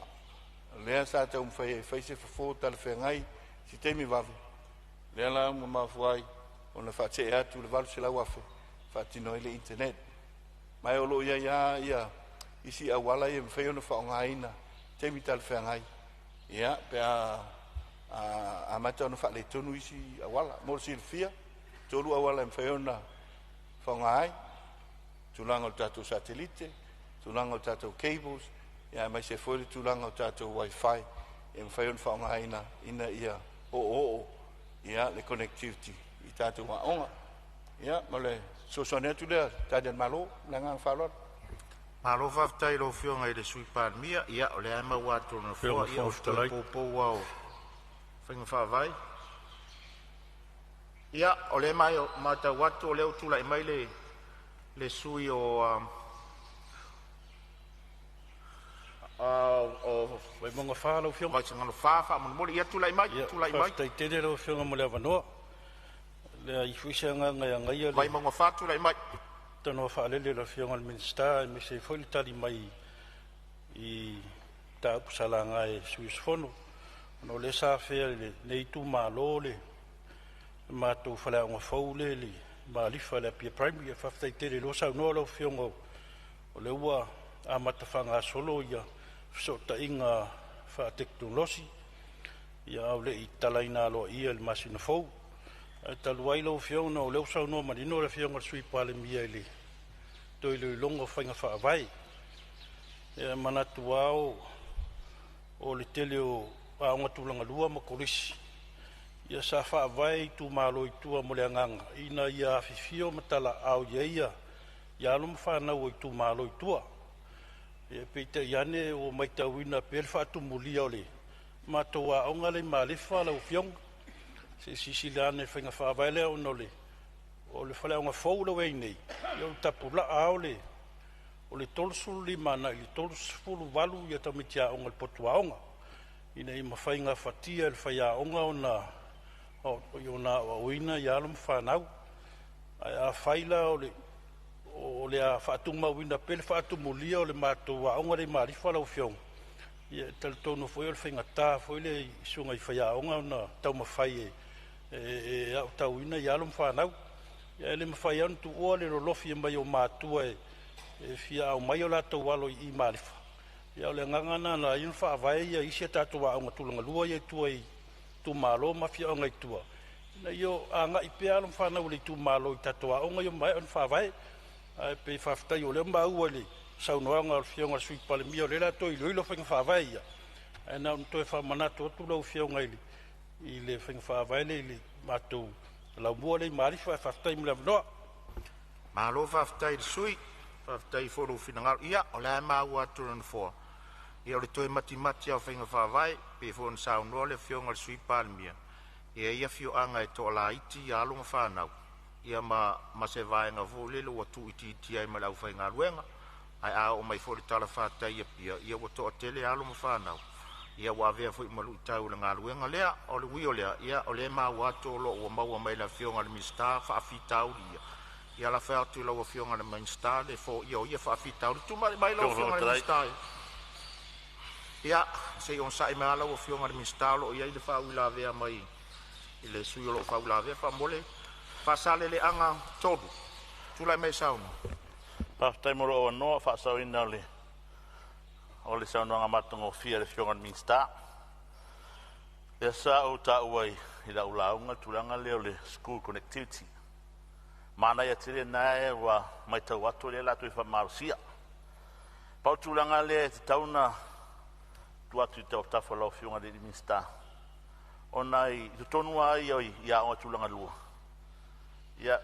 e pena le tasi tailua taitolu computer lea o loo iai pe vai laua fioga se tulaga foʻi lea e faisi tatou fage faavae ua amata tatou se ma le paperwork ma mea i o api me faapena e faamalosia tulaga foʻi lea ia eve se tatou fuafuaga ia i mea o ipad ma faapena ua maeʻa mai aʻoga tamaiti taimi nei ua malosi leua teknolosi tāua te le tulaga lea o le sau o le tamaitiiti ua literate i tulaga le faagaga o computer ma tulaga pena laua fioga ina ia faafaigofie ai e foi sa taʻua le saunoaga se tasi o sui mamalu i tulaga ia i pepa nei i le tele o loo iai ua mu i luma le technology lonoiga le ga taitonu o le tatou smartphone ia le agaʻi atu itua ua a faapea maeʻa mai ia aʻoga a le fanau mai tulaga lua sau le university ia ua so masani le faaaogaaga o le modern technology lo le temi ma le faalola lau fioga le minista faafetai malo faafetai saunoa le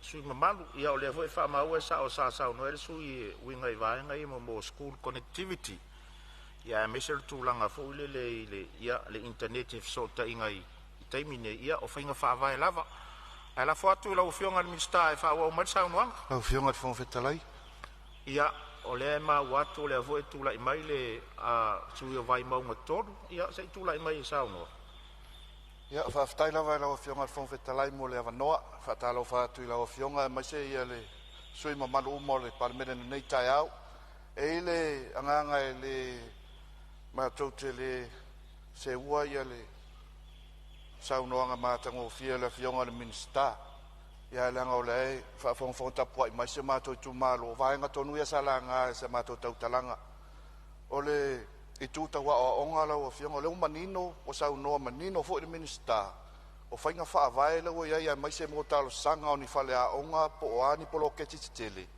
o lea ua tuu atu itua pe ua faamatuu atu itua e nafa ma komiti aʻoga eseese po o aʻoga taʻitasi ae o lea foʻi ua toe tulaʻi mai le afioga le sui palemia ma saunoa mai o vaega ia le ua la agaʻi atu i ai le malo e fesoasoani i aʻoga e taufeteʻenaʻi la e saʻu faalogo i le agaga faaloalo ia vaega ia po o le mea o le tiuti a le malo le la agaʻi atu e tapena talosaga ia mo o le fausiaina o ni faleaʻoga po o le mea o le la atuu pea i komiti ia pe o le fesili lea ma le agaga faaloalo ia malo faafetai ia seʻi tu atu pea le avanoa i le afioga le sui palemia ai Te misa no le fionga i mea.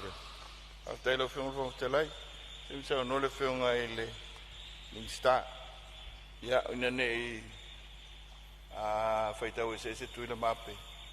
Tu sol tulanga i ai. O le meo lo ta oto i le teimile nei.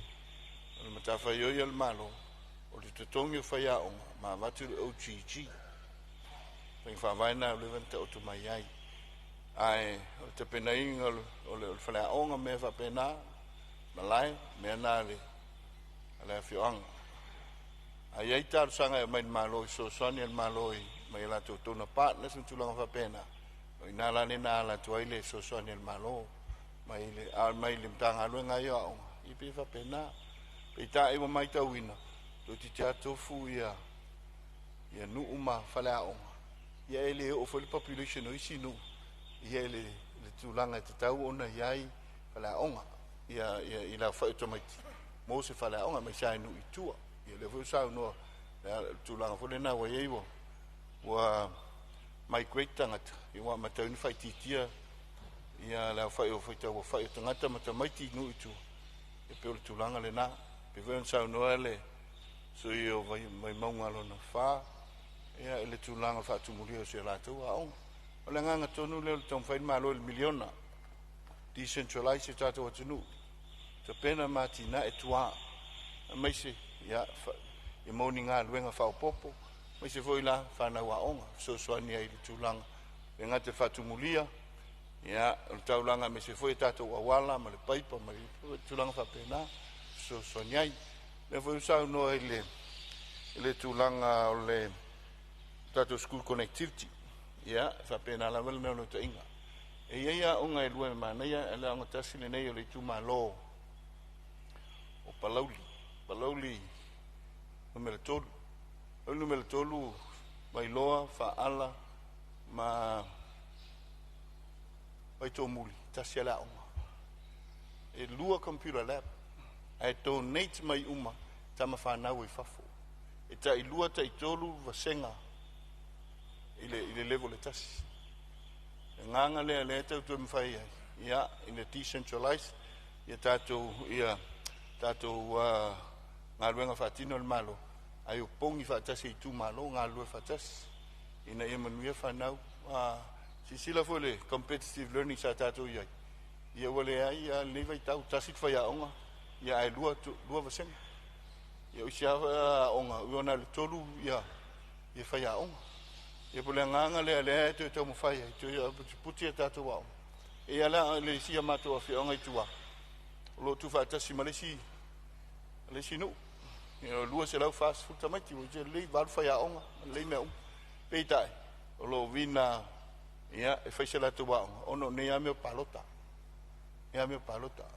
ele te talo tu ai ya o fa vai ta penanga le lei ya awal mana manuia ta tu tangata manangang fa lalu malo sa no lo fionga ile sui palmia ya manatu le ua fionga vai nga o ya sa lalu e tautala ma le avalo fionga ona ile imanino le il vai nga sa oficinia fa mol o le tulanga le fa matu watu il committee la to te tape na ina talo sanga mo ni polo ke tele mo fale aonga po o le fe so soani le matanga luenga ile fa to muina talo sanga ia pe o vai nga le ona o le na o sa valia la tu malolo o fionga le fon fetalai mai o fa iloa mai anisi o kule aonga ele o yaise nga va ya la to fa to muina ia pe patal sanga ona o le fa to mai atu tapu nia talo sanga na awala tu le malo o fatasi ile vai aso tu na ila o fionga e se fulu fitu itu lau o le pepa fatum mai fa pena fo i le tali mai al to tele o isi am pasala o fionga o atu nu ina to lau mai e fai asina tele o le tapenanga mo le talusanga ina o ni fale auma ia o le talusanga na ia manino ila o fionga man fa lor ia se on sai me lava sei mo lau mo le fau lavea ia e te ui mua mai no fone talatu leo le avano langa leo e sau no sao ai o le vaenga le na a le vaenga le na e sau no le la fa manino atu le vaenga na le fionga sui Palemene mo le solonga le o ta ulmanga le tato fono mo le nga falo tu mai lau fionga le sui Palemene al tai lau fionga le ia le sina no tenga fitalia ia o le ngang le manino ia familia tu pale o ato to se tat le ngang maulalo o lo tele noi le telinga o temil nei e pe fa penal vai lo yai mata fa yo malo ma committee ia ma fioanga pe tai lo titilo o tam fa titilo so telinga ina ia to tulang ton tutuila fa te inga malo ne tatu o lo centralize la to waonga e taisi le primary school ia pe lua foi ale tu malo ai fai uma ele malo fale a onga me uma lon fatinonga ia fa pena foi ia la tu koris tasi koris ale tu malo fa pena le tu langa ai sa a sila i se leni u fa alu e las luas futo sang ia o ai o le maintenance mal tu langa le we to ngonga a to tu tilo na ile si luas futo sang ai fa wa wa fa vai le le mau tupe o tatu tangata to fa popole avenga i lunga o le tulanga i hele so i fanga i tua mai se le uti o fa soa le vai tau o le winga le o lunga fa vai pe o le alanga te tau te tilo malo au mai grant me au mai tako tona so ani ai tatu wao ai o ki nice le malo fa si no fa la o mal tulanga o le nganga pe ande te le sa no ngal mota tato asset management, tato infrastructure, le tato whamasinonga, le whale o loiai, tato whalmai, e whale o malo, e o ai tūlanga uma, e o ai tele o whale aonga, o lo whale tonu, o na wenga il vai lau tele, tau on titilo, il mele wa whasolo nungal tau ta, ia whausi ai whai aonga, tau fo i mana i tato nu mafi anga, me le te talo atu lea, ia e manino lau tau sitisila. Ia mai sele tau fai le fionga mista na fa lo fa ftai sa no le fionga sui Palemene ia e so sonia tu foi sui mamalu tato maota tu sai foi le vainga tonu le wo ia sa no ngale fionga mista ia le fo so soni le fionga sui Palemene salo finangalo umai e fa alia e afongi e tanga tasi umau le fainga fa vai ia a fa fonga to alo fionga sui mamalu sa la nga va enga ia le wala nga li si o sui a fai pule ia le tali mana mo o rua po o to uma ai mo fa sa ina le taimi le tulanga na ia le o fola manino mai le fionga minsta o le ala to ia te unga pe no to fa fonga fo le tali le minsta ia le va enga le o le one government grants le sa ia lan sa no nga fa pe lu se la to fu wa fa ina fa nga se va enga pe lu fu to wa fe so ani mo fa le a onga ia ele se fale a onga lava se dos furto ruaf o le apa tu le o le malo tu langa le fi so ani ia le malo e su e ni atato pa anga tonas fa atino ina talo sanga a fioanga a ia mautu fa nua ma vaenga umu fa pena pe o le nganga le malo e ta pena lo tu vai ta pena le tu vai le malo sai tu mai lo fionga le sui Palemene salo si mai titi le sa o application a pe o mele ne a fa pelo langa lu malo fatino tu langa le no nga lu nga tato ma lo fiso nga o a onga pe tai o lo sa tato e o i tonas o no le mata fa yo o lo i tato nu ma fia a fa pelo tu langa la ai le malo a seta umane no venga o tarsang e u me lo fiso a tato wanga fa tasi le pe lo te lenga na le sa tam feto ia pe la nga la a le sa tali no na la tele ia e fatino nga luenga yo fa pena mlangang fa lolo fa ftai to e fa manino mai lo fionga sui Palemene la tu la no lo fionga mi sta fa wa lo saunang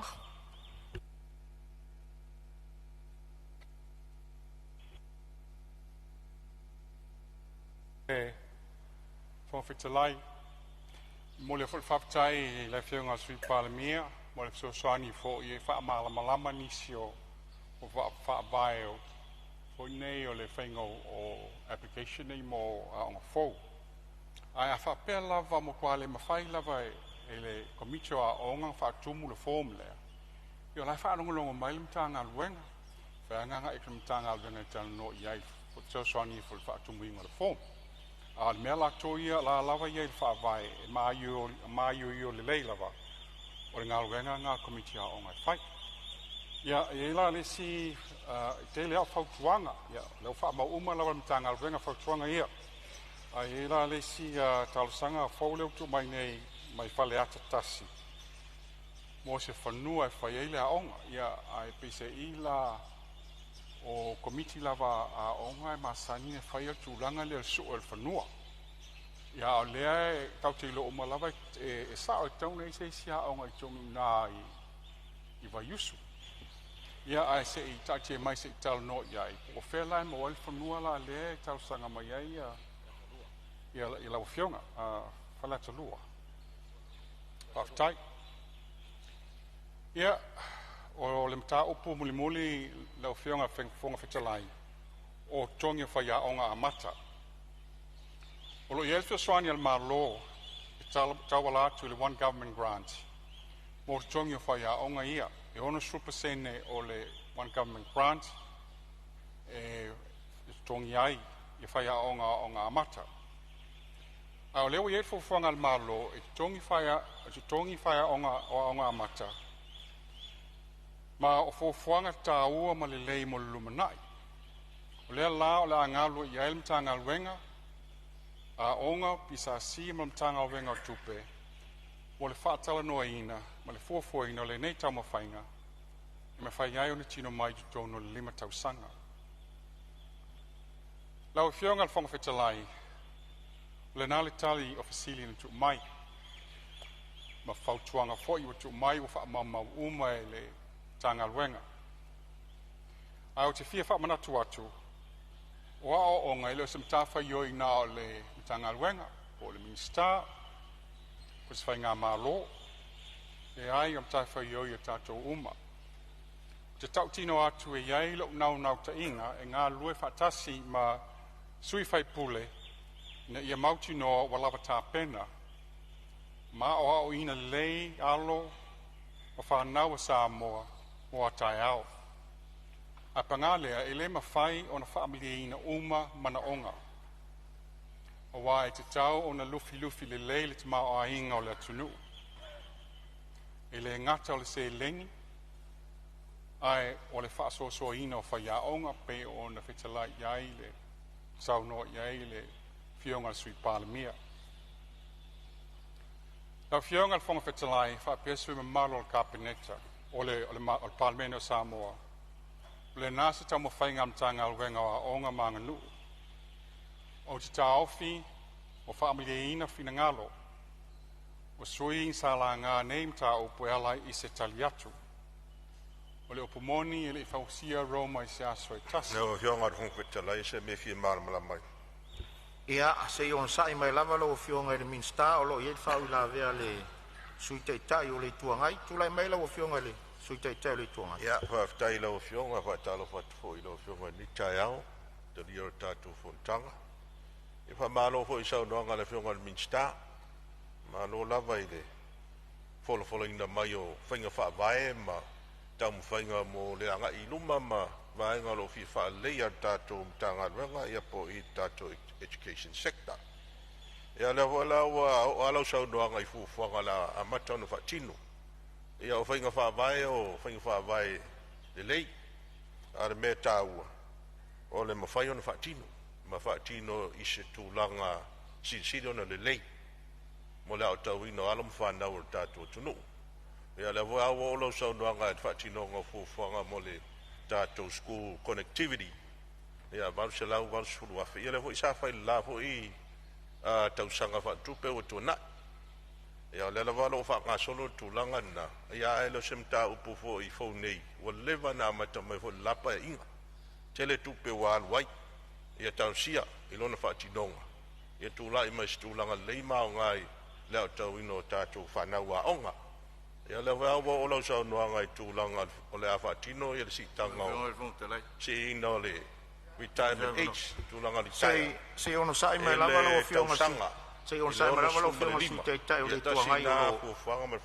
O lo iei le whau la vea le fionga le sui Palemene, se tūlai mai lo fionga si. Maria la o fionga, o le whau i la vea le o te tūlai ai. Ia, e la whau i la vea, mai whau i la vea, i whau i la vea. O le tali o le malo, le tūlai atu le malo wa matan tali, maria lo fionga se tu tūlai mai le fionga sui Palemene. Ia, whamaria atu le mua, e lau talenga, ala no mātou tau mwhai. Ia, ono lona nau, i te whawhonganga Samoa ni taitai seina, i tau mwhainga. Sau noanga, o lona sila ta pena whainga whawai. O ne fwoi meu whainga whawai. Ia wili ili le lei, ona i tū le lei, mai tū e ai lei whatinoina. Ila nganga le nae, nena i whapea mai, o le la amata na alu whainga whawai le ai.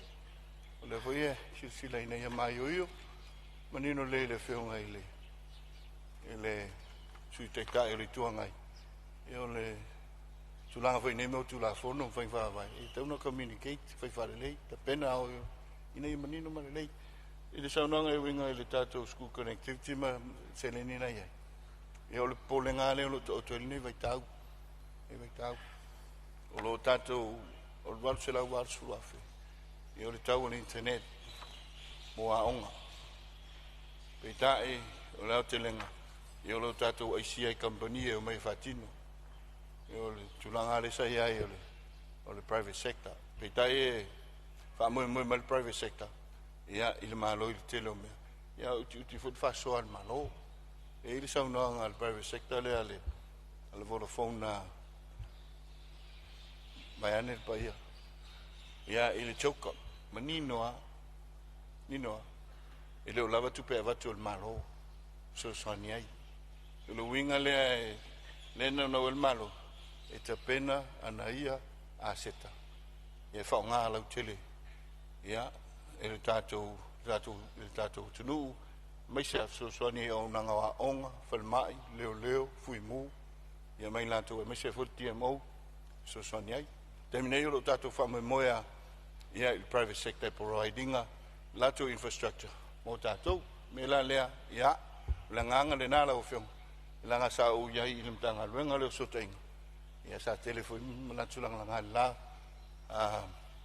pa ingo to la ngang fa lo Malo faftai te fa malu dua tu la fiong al sui tai tai o le tuangai ono le tele isa uno ton wa le vai nga le ye fa momonga ele mfai fo la ono to tu atu se ava no la fiong al sui tai tai o le tuangai le vai nga le o wa o ngal tulanga le ne yo to tu atu se ava no to tala le ava no te sa uno ai fa tau lo ava no le tala tu pe wa uma mai ata to ngaru o fiong al fo talai o le la o tu ye la ofisi o al fisili le no tu la ye sa tu la I mo me opidi to me tia o la wa fiong le sui tai tai la wo to le fa ma ye ale o pili fo to me tia o nga isa o nga ta o puta o nga langa le fa ma watu tele isa no ya au te tala nei le ava no o fa lua la uno ava no e winga tala tu pe le va nga le e fa ma no to le fiong sui tai tai o le tu nga e tu sai o tato tu la fono tau te alu ale ala fu e fatino i tato nga luenga le nga fa lo no fionga e si lai fa mo nga tato fon sa uta ua o nga fua ta mai tia o nga mata tau de kolisi le la me te amata lo fo sanga I tu langa fa vai e o mai la I me le wo tonu mai ala tau talanga ia lo fa o la ve mai de so ia maria la lo fina ngalo afa pe le maria lo fina ngalo lo se o solifono le mena o le e fa ia tu fa sanga no fo tato fai foi tato tato tu la fontu ma o le o mana ia fa nga solonga tato ele ma fai no to tu atu se ava no se sui ele sa no se mata upu o le fa mo ngar tato fono le nga to tu atu lo le ava no le fon ftalai o lua la u ava no te sa no le tato tara tu ai fa ftai o le utali mani no atu le fionga sui Palemene I sei si sui sa nga isa o nga I le minstawa o ngar tulanga le mele mali mai lo fionga sui tai tai le tuanga o fa nga tai na lau sa no fa tau nga le minstawa o nga maltanga luenga au tu mai lo fionga le minstafa o lo sa no la fionga le fong de lai e mo sa no ia se me vi fa sa o po le se me te fi sa no ia o se ta bu fi fa malama la ia se sa no mai la sa nga ia fa stai la fionga le fong de lai ne ta fa hole tato sunga fon wa taira o fionga le minstawa onga le o mai to watu sa apena ne silsile to ye ele tulanga fo sa o la mai e tu sai fo e matotongi o tato fa ya onga mata fa tai mo le tali mai ele mai ta watu e o le nawa ye ele fo fanga le tanga luenga e mala o fionga ina ia sila to ai le vaenga le taluai e pe no tau o le tau sang fa o mo na fa tu la no o le lima le tau sanga ila mai tau talu ona pasi e tono Palemene le tu la fono e te tau ai ona u fale le fa tau sanga tono ang fa ta a lona fa vitau o le tongi o fa ya e le nga fatia la tato mtanga luenga mal malo ona fai se fuafuanga e to tongi ai ia matu ia fai aonga o lo whapena na utawina le whātausanga. Ia i totono le payroll le ofisa o aonga po le mtanga luenga o aonga. A le alau mai tau ato le fau e tali manino le tulanga. Ia o le a whapena na sila ia i totono le nei 5 tausanga e te talo malanganga ma o lalo la wafeonga i le minstawa aonga. Talu ai. E le mawhai o na tau fia ai le au hino tamaiti o ma le temili nei. Ai o le ase sila antanga luenga malawa fionga ina ia mawhai o na vave tulou ia se tulanga mawhai o na whai inai whai a onga lo au tawina la le whātausanga lea e anga ia wale 5 tausanga ia mo le primary school e malanganga whaaloa lau fionga whangwhitalai Paftai sa no de su malu ia la tua tu leva no lo fionga minsta fa wau sa no Al whangwhitalai, aftai mo le fasili wutu mai. Ia o lo o paanulongo mai mtanga alwenga, o lo o whamawina. O lo o ngā lue fo i mtanga alwenga, wa se mea fo i na mātou fuafua tu iai i le whailoa, a mea i tutongi a whaia o ngā mata. Ia o se mea o la mātou sao niuni a tu iai mtapenga tu iai. Ai tatia mai lau whenangalo se ia foi. Se uma matou susuenga ma ni longa ma tapenanga, longa mai lau Palemene, po a whea matai. Ia, lau whionga whangwhitalai, o se upu wha malu si au i tupulanga ma whana wa onga. O tau o le whatu e wha amea mua iai ati nae o le tātou atu nuu. O waile ngata o tō taitai lumanai, ai o tō o taitai il temi nei. Ia pūleo tō i o lo loto ma aua te whiungo fear. You have to have commitment and perseverance, for you have purpose, purpose for your family and purpose for the country. E whaalango lo wola o auina i lo tino uma lo tō anga i whai au mea onga. O la mtanga luenga o la angalu lue ma le le whaalongolongo ti ngā e te poe o whaolaola a o tō miti. Whaamaaya o tō tāleni o whaalautele a wanoa mo o tō. Lau whionga le whangawhitalai o le vai aso fōu o la aloa tu i mtanga luenga whai a onga ma whai suenga. Mo le whaafo ino suenga mo a onga tūlanga lua. Moli atu la o whaamnuianga a wā suenga alo mo whanau uma Samoa ai maise ai tāpenanga kolisi maululunga le whai unga o Novema. Ia manuia tāpenanga o alimtanga alwenga, o manuia tele le tua o wā tāpenanga al whanau o tōma mana. Ia o whai ule launga i le toi tali watu i le tapua inga lo i tū mālo a na lofi, numela lua. Fasto uta o la o tō pule lea. E toi moli atu la o whaftai mo le whātou tuanga o tu mai. O lea o la aunga lue mālosi, e whātau nuu la nawatau na wholaina atu i le tū mālo. O lea la mawal tātou tasi tesi ma le 8 miliona.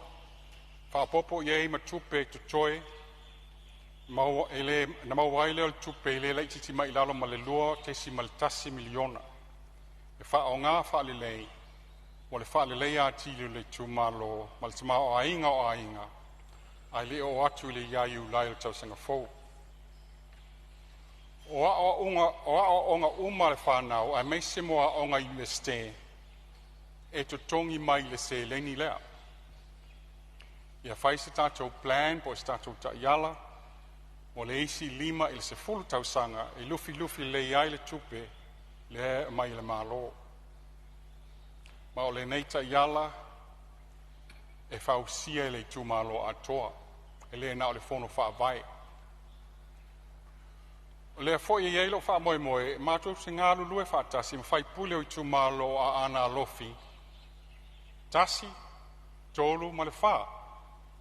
Ina ima whai ona fōfō ma maoni whale te tele po infrastructure, taunga tā, ma te tele, E benefiti umai le lua fe fase lau o le population po tangata o fasto uta, po le se fulu ono afe o tangata o ana lofi.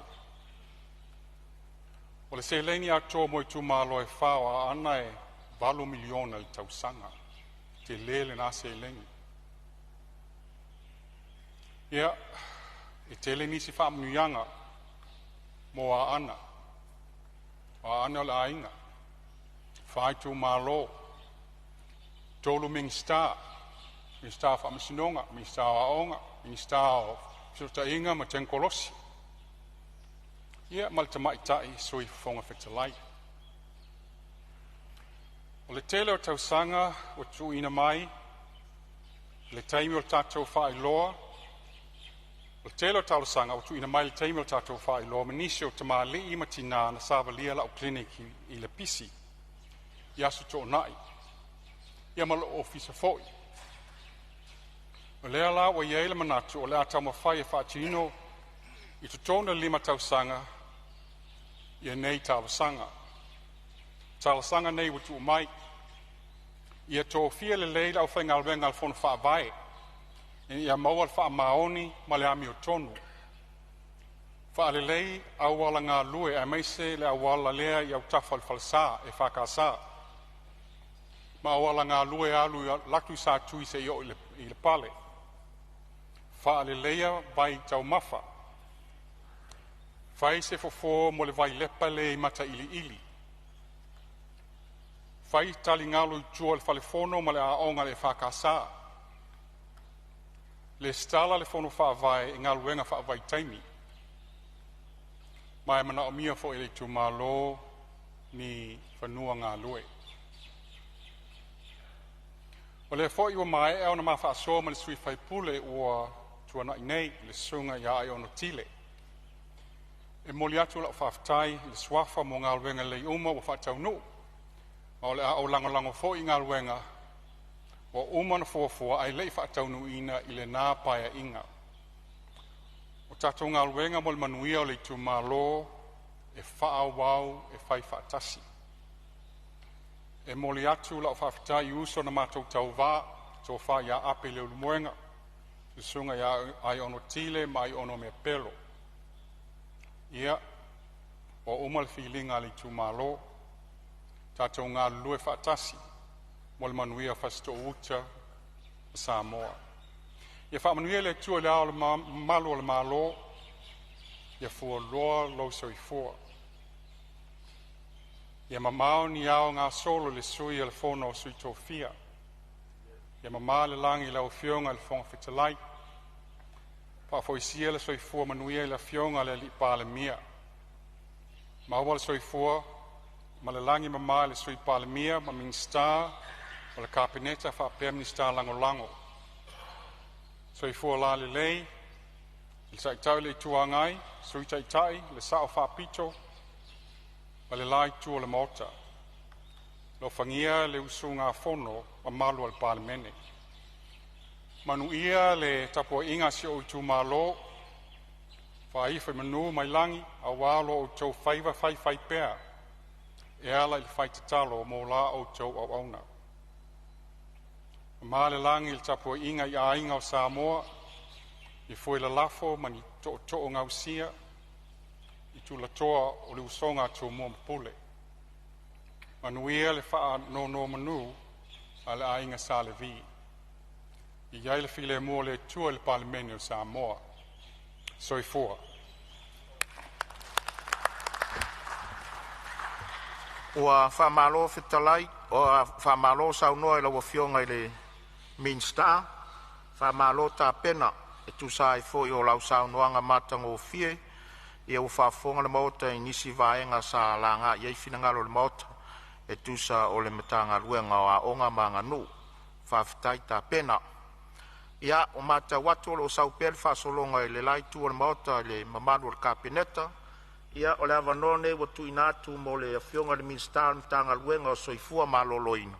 Ia o lo taiminei manuia le saunoanga e tari foi tau ai foi nisi vaenga sa whaadia iai finangalo le maota tu sa o le talo le tupe. Ma le nganga whaaloalo.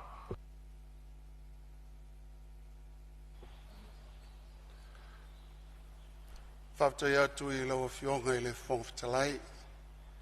Mo le awa noa fo I wa tui na mai le nei fo I usu ngā whono. A lo whatali tali fo I mwhawhonga Samoa ia te nane fo I sio I tū malo. Ngā ngai maunga mua. Pata mea sa malai ulu. Maunga masale aula. Tali tonu e tele aso e le lawaso. Tele foita e ao e le lauta e ao. O le au whaase e lilia ia I papa lau le lei whai mai na whaalava ai le amoa. O tua o I mamana leo le tufunga ma le aula. Whai mai na whanga tua ai o la ua I la mutu. Au wā le tāu lulufau. Ai tainane tapu ele whai mai na iai le puna tele. E lala masusu ai le la whiangainga le tamaitai o lupe lele. O lele ua tafa ata o malama e pei o le tala I whale tongo se ipa ia pualoa na saa ai le tamaitai o le tau pou lava o le nei nuu. A wā ua tali le leia le whale tufunga o malo. Ai ua ngase lava le whale tufunga o taua.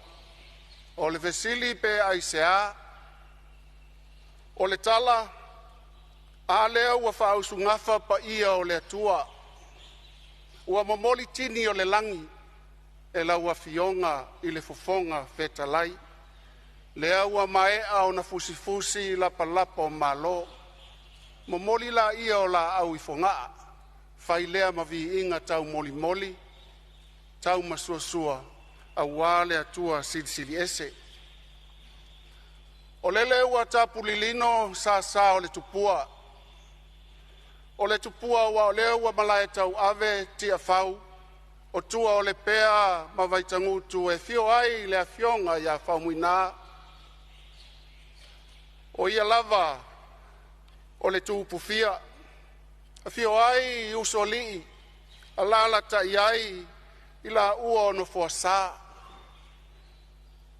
A o le mamalu fo ilea I le tau waitu. Whapea le sau fa inga mātua.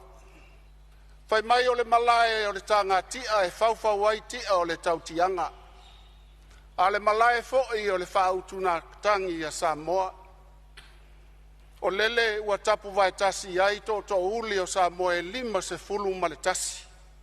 Se isa ili mafua a wā se manuia o Samoa nei taeao malua.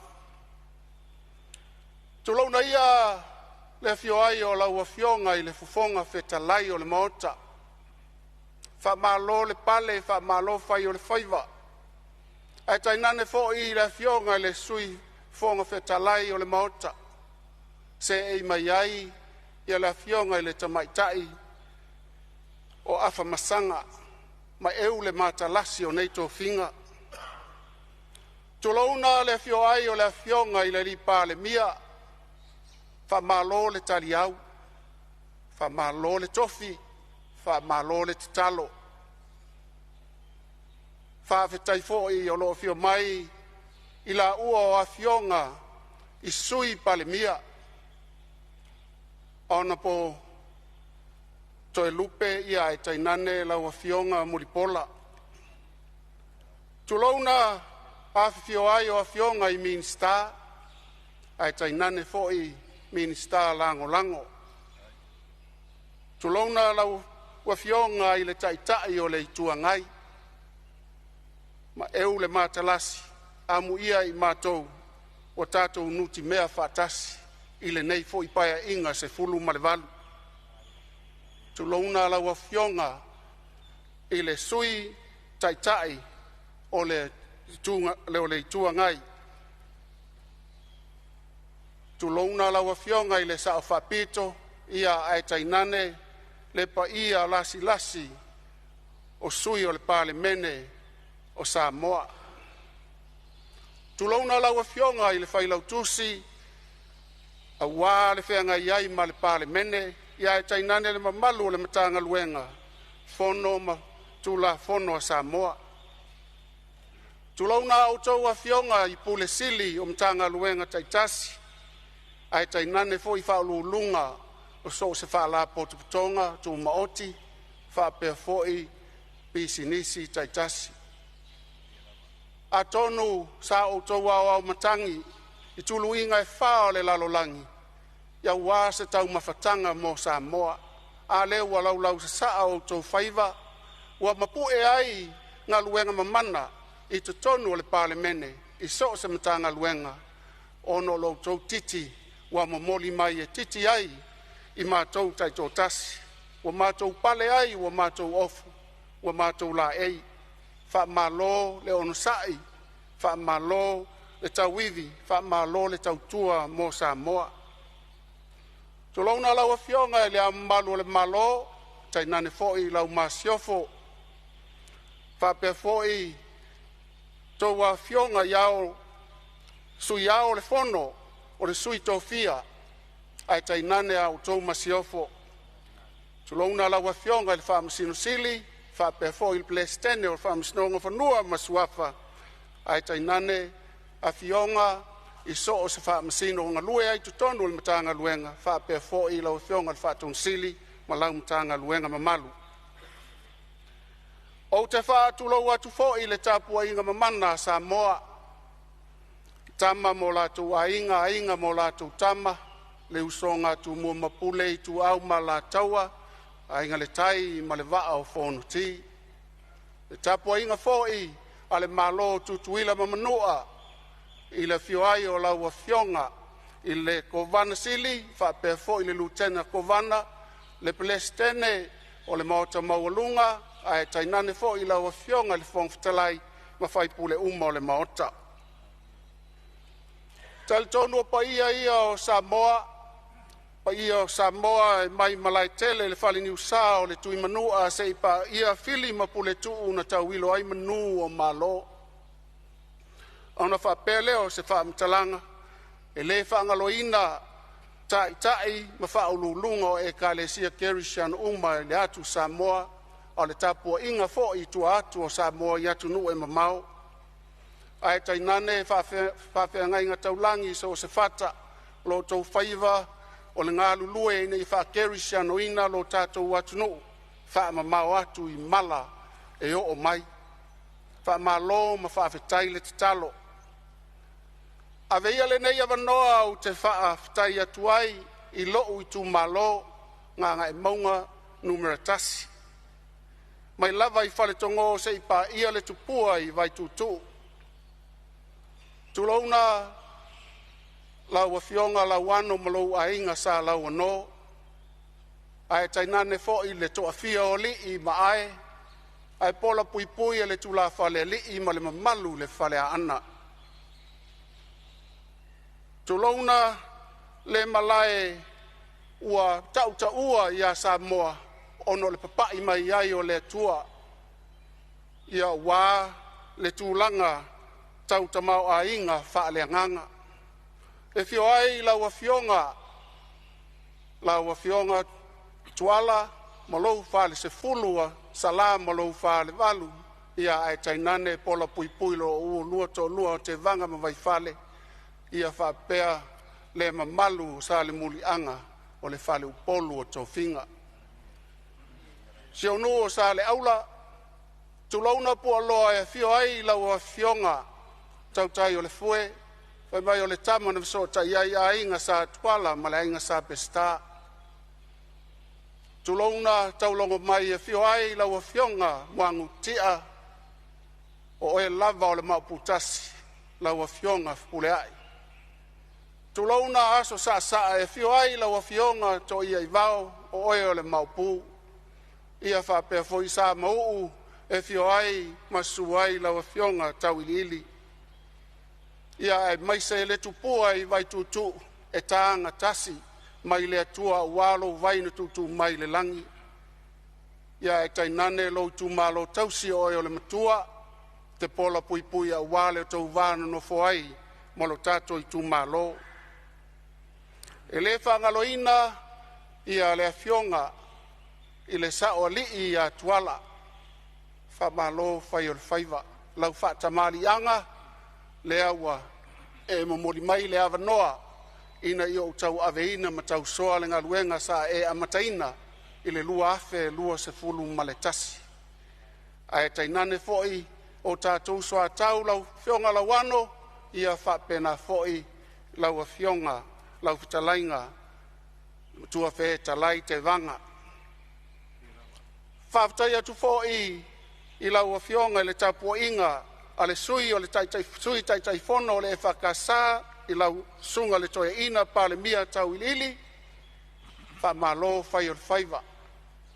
Sa e malele o nei tu uai lea o le lau elele ia a wā o fuafuanga tau ave le vasa loloa. Toe taliu le uto wha fualoa lo soifua. Wha malo le tapua i lau a fionga patele ia wha pia foi wha whea ngai ngā taulangi ese o sio i tu malo. Ia lau sunga le wha whea ngai ngā pe nai a koro wha pia le whale tua ia langi. O si mātou komiti wha foe i lau whitalainga se woti alo fipo ia wha pia foi lau whitalainga vai whale tau anuu sa o tau mai o tau taimi ia ile ngā tai lea o lo tau tomai. Tātou te nuti mea whātasi ia manuia la tātou wha moe moe. Ia e maise lau whtalainga alo whapose osi, sa e ngalue puno wa i le eise taui i to tonu o pia nei, o lea lava sa tu matila o ngaluenga na whai. Ona whapea leo se mātou whamtalanga lau a fionga le taitaifono, lau a fionga le whonga whtalai. O le a mata atu se mātou tala o le nei matanga luenga o le soifua malolo ina. Na matuafa te ia au ina ua maua le lipoti na tu ina mai, fai mai e valus fulu pasene o i lātou e mali liu i Samoa, e mafua mai ono wha mai le pipisi. E mafua mai lea ona o tau mafa ia po le soifua i tutonu o ainga, the lifestyle. E mafua na wha no nolo o mafau lau fionga i le fonga fetalai.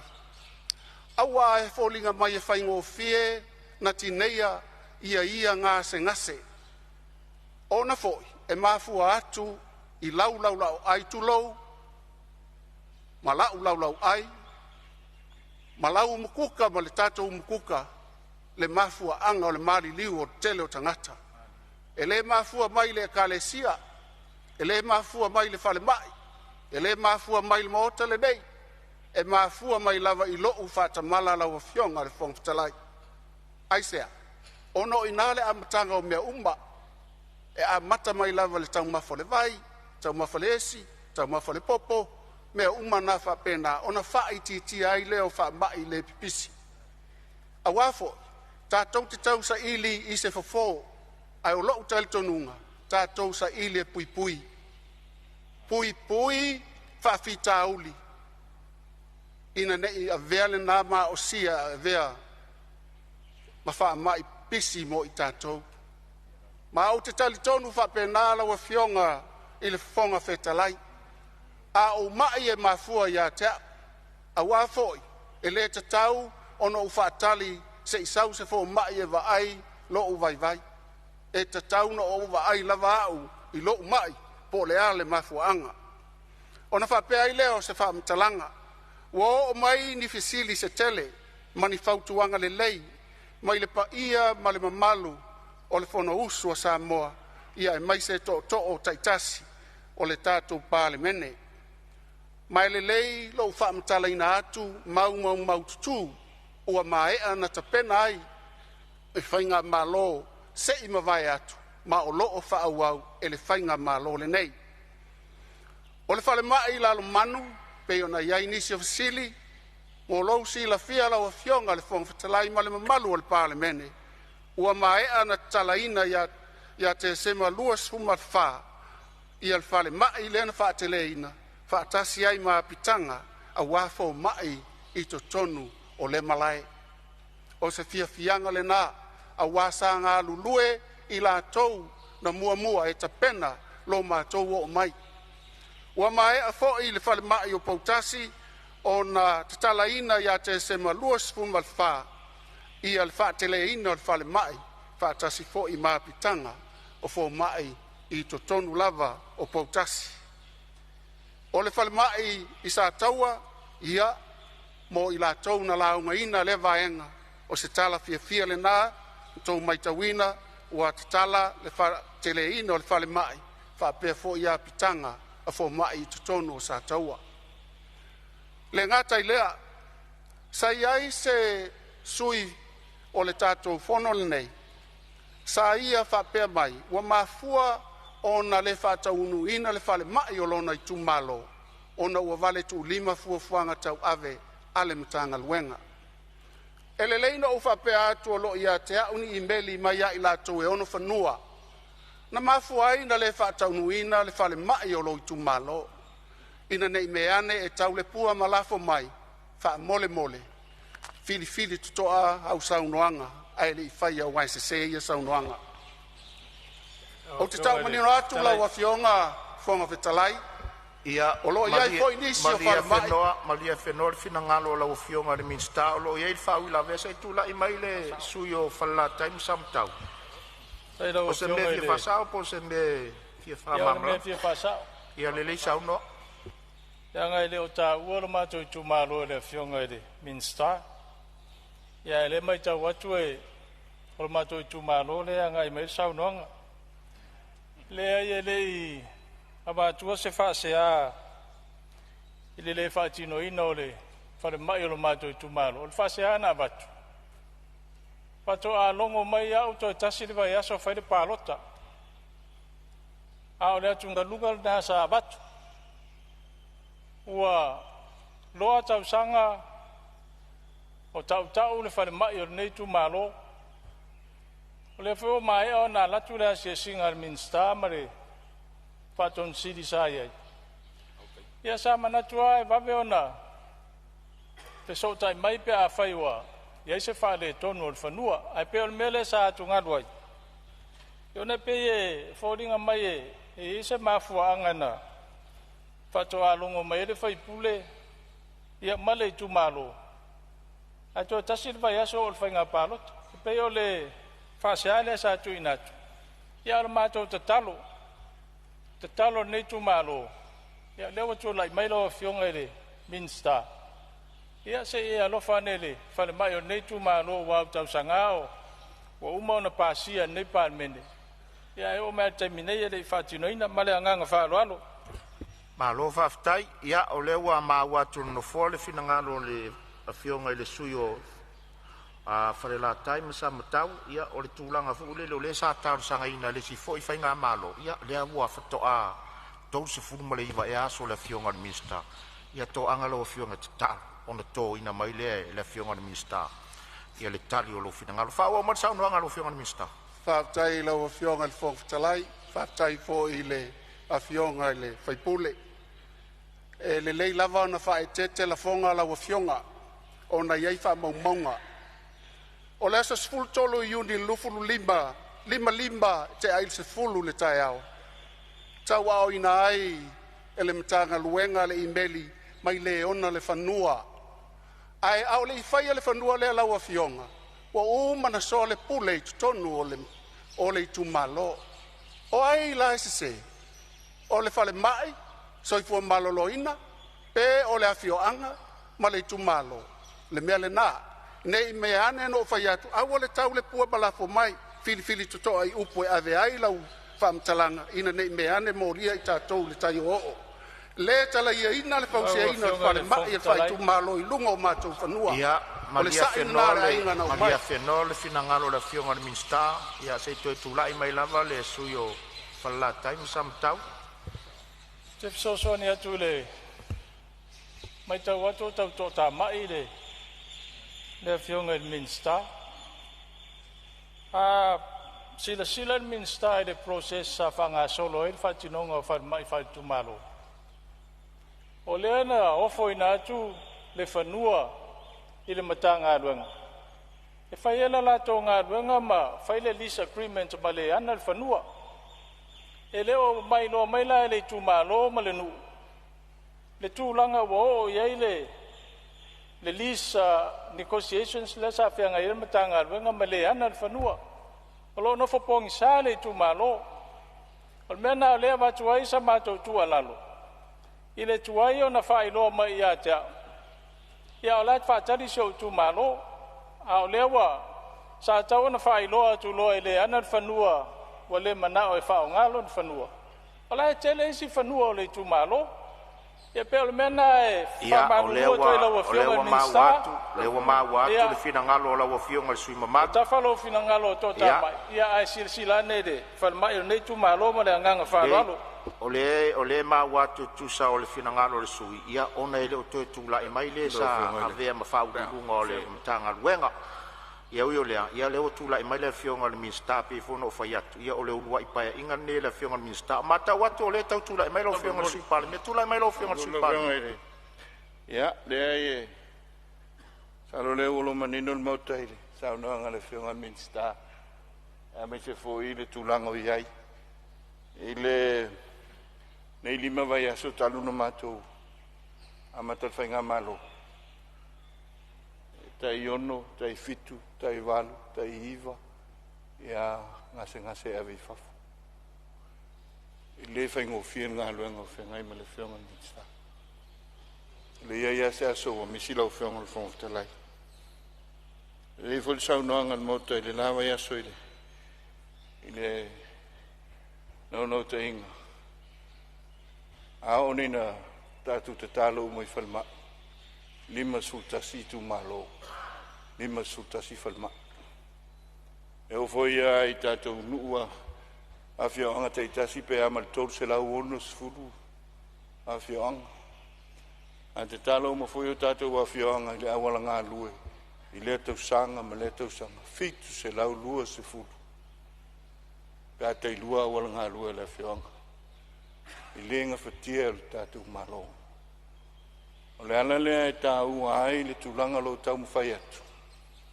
I ai le tātou asset management. Ia ma tūlanga wha insinia tino i tātou ngā luanga. Ai sea, ina ni tali pēle por kiki o le pālota ma tūlanga wha pēnā pēo na sau i tau sanga i tele. Ai lenga whatia le numana i nei whanau. Sa iei whale mai i le whioanga o le whionga i le tūmalo. Ia i sai whaila le whalmai i se mātou tūmalo i sa whata i whausanga. Io e whaftai o lo tūmaut whalmai i pūtasi mea sai ai. Ma lalo manu. Sai e whaile le medical center sai sa napu. O le to iai wa ave whalmai uta. Medical center sai loto whanga. O le to iai. Me lea e sa ana aputi mai nāsu. I le asset management le tau whai atu. Antonu e le to talo le whionga minsta. Ala winga lea. Iu ma vai na fasu tau sanga.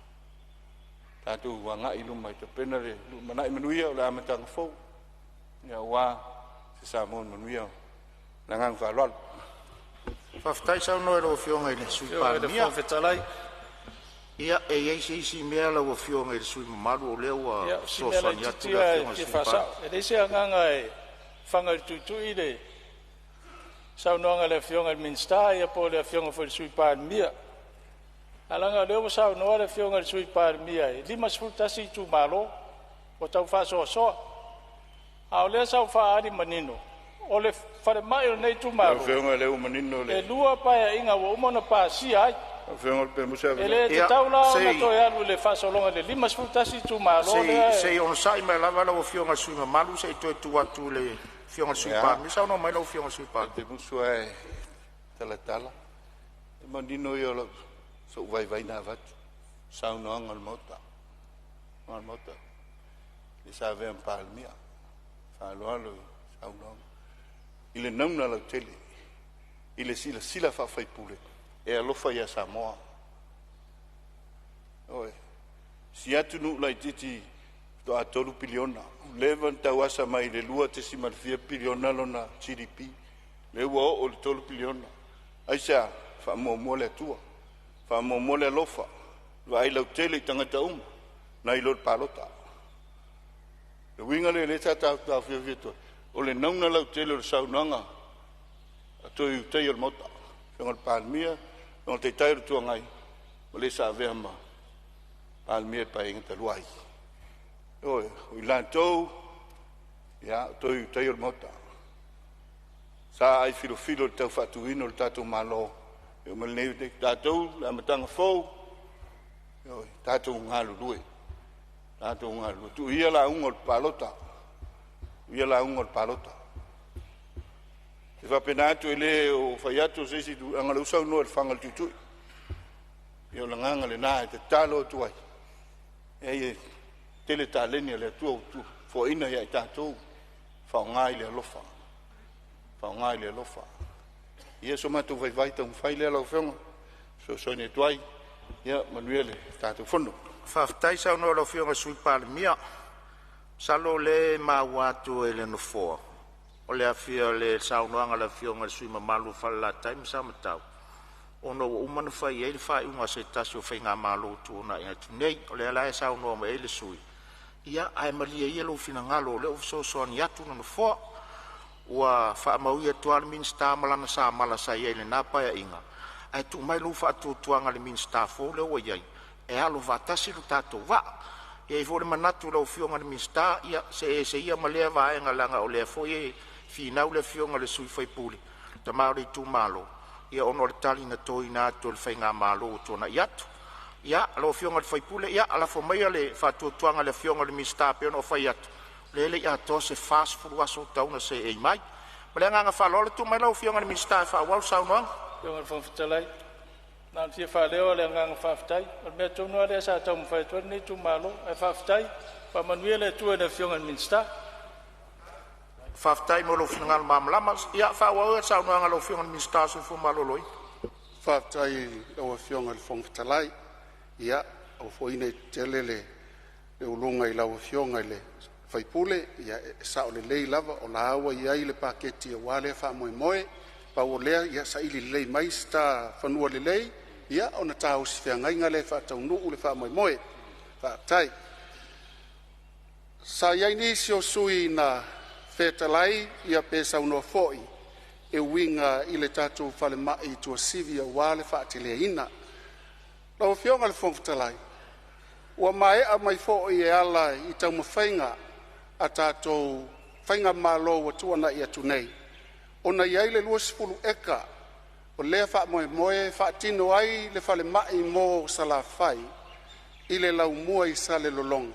O na iafe ngō fie, e le ngata I le tu sa lenga palauli, ma wha solo atu ai, au le tu o tane fo, asau, se I o lava I si ua whanua.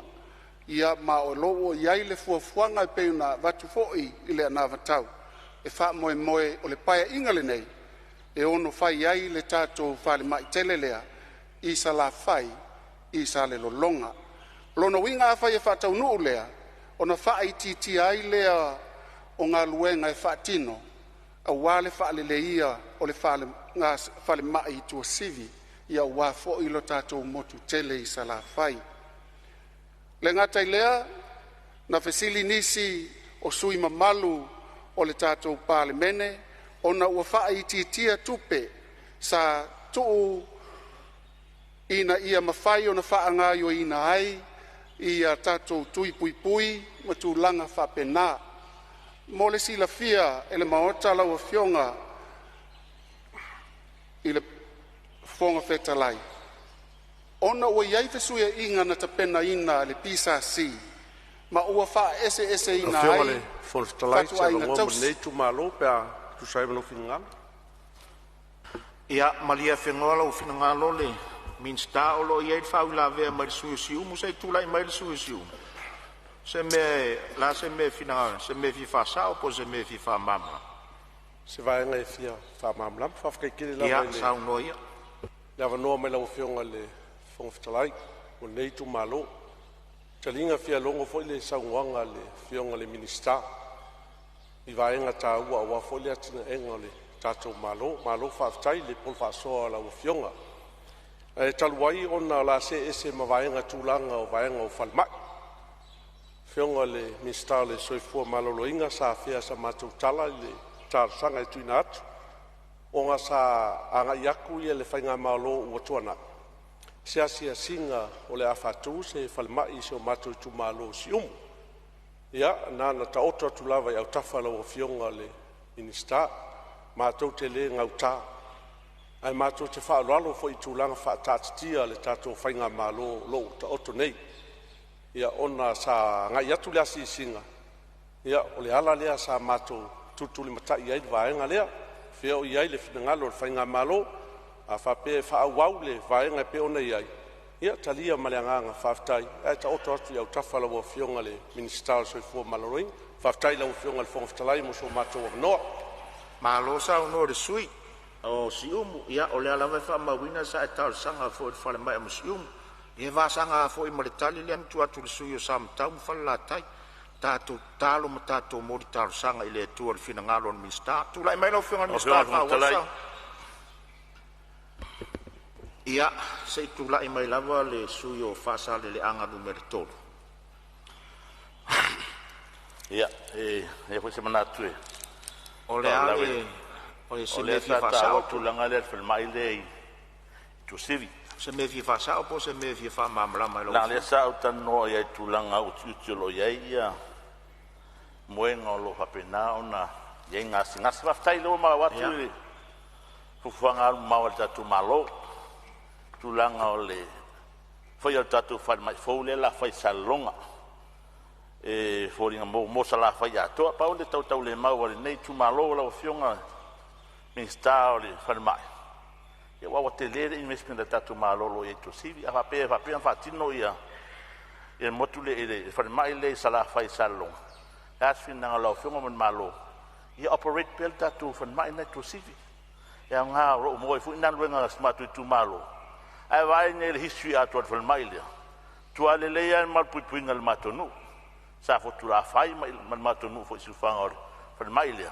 ia o ne lusinga wenga na tanga tolo ia fai sa lolonga fai tu sivi tatu fai va pena le wa ese mai fo no sabs non o talo fo na la fionga le sui pana mi ma tatu malo ia fai pena fai pe officer o e ke tai fo ele need mo le officer ha stonga tu sivi ai fai pele main salon apena fo fai mai le tu sivi o te le tu pe tatu malo waluai ai tu mau pe au ni ave sia moto ai fa wa pe me nga fa ra fa stai ia whaftai lau whionga le sui mamalu a whasale le anga tolu ia lea o le nganga whaftai a leo e sao no ia le tausia o mea tō tino le tātou malo a whaftai tu atu la mano lau whionga sui palmi o lau tulai mai lau whionga le whongftalai wala na nuatu lau whionga to e smea fia whamamalama sei ono sai malama lau whionga i le sui taitai o le taitai o le tuangai sei sao no lau whionga le sui palmi ia pe le nganga le na le o pose di lo le to a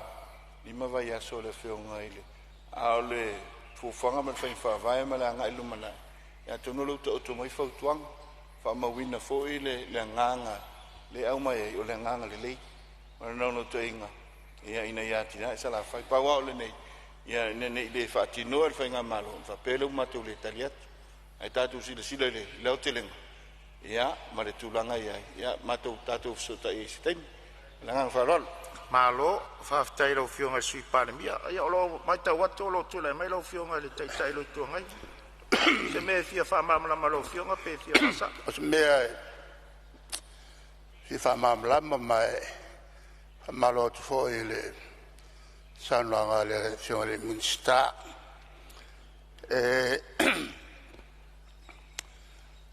e leia se psalo le o ele o mal malama le tulanga ole ai tele le fai sale longa ole ai tele ono peia o pia il lumana ele ole afengo fiela pe ono sauno le ia le minsta al tulanga le moleanga il lumana ole ai le sale longa ole to ainga le sa vai atoa mal fai malanga mai nei o to ainga foi le fale atu la no winga la ele te mi e tupu ai sale longa pe o pia le tele la no winga la te tauna ia uma sale longa ia i to ainga tau tu uma tato malo fale mai fale onga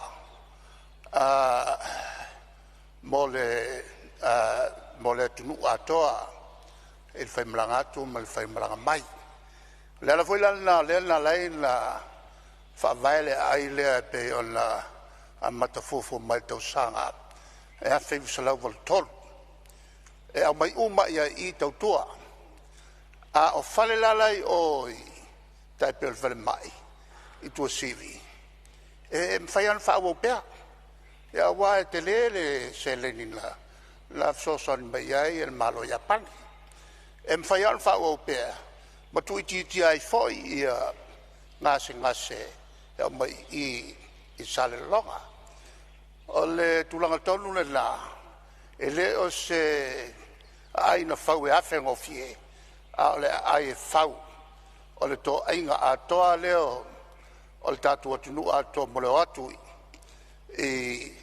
I sa vai ia ma le o mai fo sa vai I upolu nei ana si fa marmanga ma lo fa ftai o fionga ile tai le tuangai ia lo fionga le sui Palemene tulai mai o le ufa mawina le talafasol pito o le tulanga le atina e o sawa e o sa ngo ele fionga le tai o le tuangai ia pe pawale tulanga ia ia Palemene fainga malo fa tu ile tu Samoa I se so ol ma ke kim ko kala ke la po no singi me va pena e me se foi ia e tai lima e kan wa ave I si fa la tongan mano le fa tatiango se tatu town planning tala fenga e chi vai le mele sa no ele na fionga pe la nganga le na ia lo fa mai yo le ina e to tu le la mata au fa ngitan to fa le te ia no uma na fa ta wina tu fa no e pelisi na tu ia pero tulanga le na au le au te lenga pe ona ia ia sa no ia e ta ua le to sivi ia pita il te milneu to sivi le operation tele lona winga maintain the operation e ta fa la titif ia no le pena se kol pese full kilomita e se mai le si fa de lo fa mai la po ia o mena ta tu tala noi pa mai alu fa ma wina la fa tino ia na nganga fa lo manuele fondo tu dai mai lo fionga le mins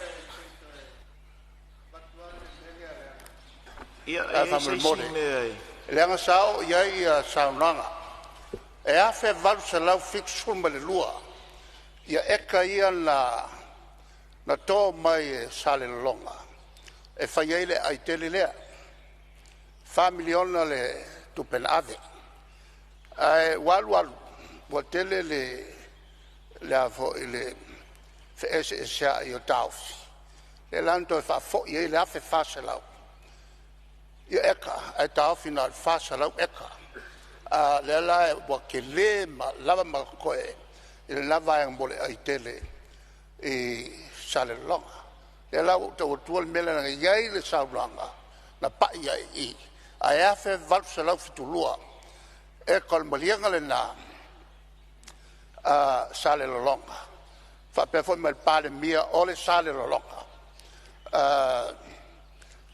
la fai il fuafua mole fausia le ai tele le o le wa ma wa tu lo fionga le tai to so sonia tu la faftai ia ono le matanga luenga o le lo tali foi tau mai vaenga na langa le mat o le matanga luenga o le soifua maloloina ne te o toso I tua le tatu mta up ia a vaenga umana sao no ila o fionga le tai le tua ngai ia e se foi le minsta e o fuanga fanua ma fanua Almelea o le fina ngalo ai o le minsta a fata se foi masui su fondo e fa penale fo watu I se fale mai mo sale longa ale foi ma o tu sortari mai la fionga le sui Palemene ono e fela ta I sale longa mo to sif ai ne o tato o e tal e fa la fionga le fonta la fa mal mod mali e la ona o to e fa mam la melea ono sa longa le minsta nalan fa mele I o le fengo fie e la se tu ato le ato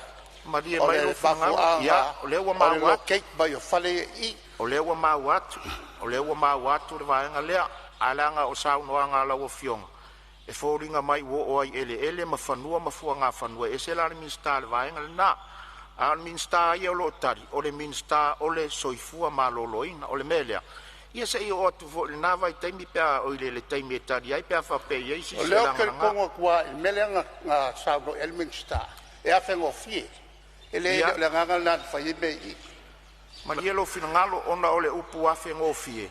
Ale wo ufa matala tua.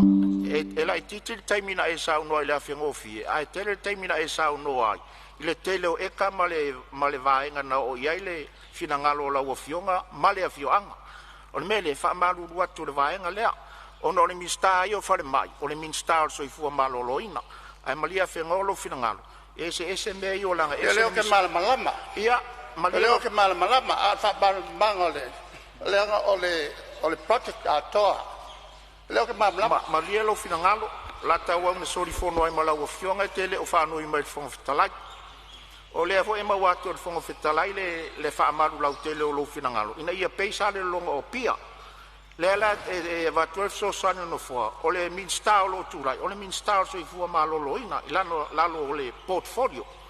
Ai malia lo finangalo de vaenga le we sa no langa le we sa no fa la wetel ia e le o taimine italia le mta upu le we sa no ia e o fo nta o fenga sa le fia ka upu le la la fia o ma ka upu ia malia lo fionga le tai o le tuangai malia lo fionga le tai le tuangai le la vai mal ta watu le a fatanga ta matu atu le tatu ngaruenga a o mata watu fo lo na ta se upo le atunu e le fai va fa suru se tau tai mata pala o le alava fa atanga te matua tu fai ngor tatu ngaruenga ale vo mata watu pe ona fa fonga ele tari mai fa no le afionga le mistar se fu maloloina le o te mai tau lo finangalo e afengo fie alanga wo la sa wanga i vaenga yo ele ma fa no e se la ministai o le vaenga le na tu mai la o fionga ele sui pare mia ia pele nganga le na la o fionga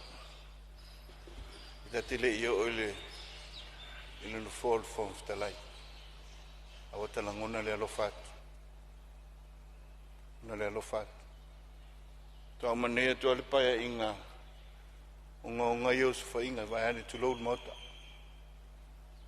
oi load mota ile no fall Samoa ole no fall from the light ole fa ai longa le tem class fa ilonga tu pito leo tem kalas o le leo o tangata nuu Samoa ai fai mai o le moto Samoa e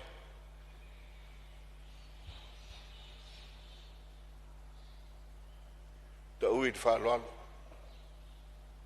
malanga nuu le fa mataina mai o tatu tu amo matua tatu te folawai Yala le ala o fengol telai. Ma tu la ia tu e. O le ala vai sauli so sofa le tu lo.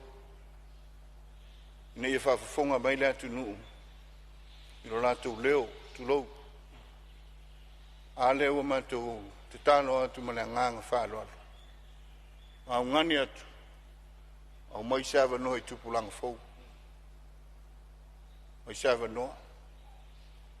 O mai sava noa o mo Samoa ma tu pulanga fo o matu tai lima se fulu mo tu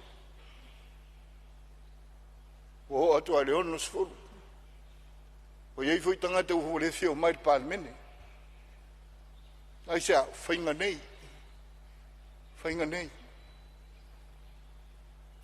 o te talo lea la fa pe fea e le numa na yo Samoa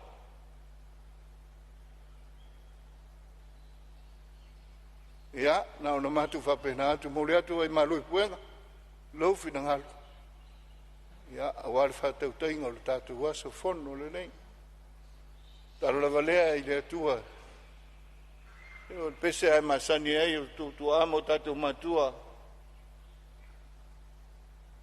le ala mai li taiao wa uno uta a moi file mu lango e tama le tua lo tu soi fumo lo tato wala le tato wala fai mai apo ele tua tato o mo fainga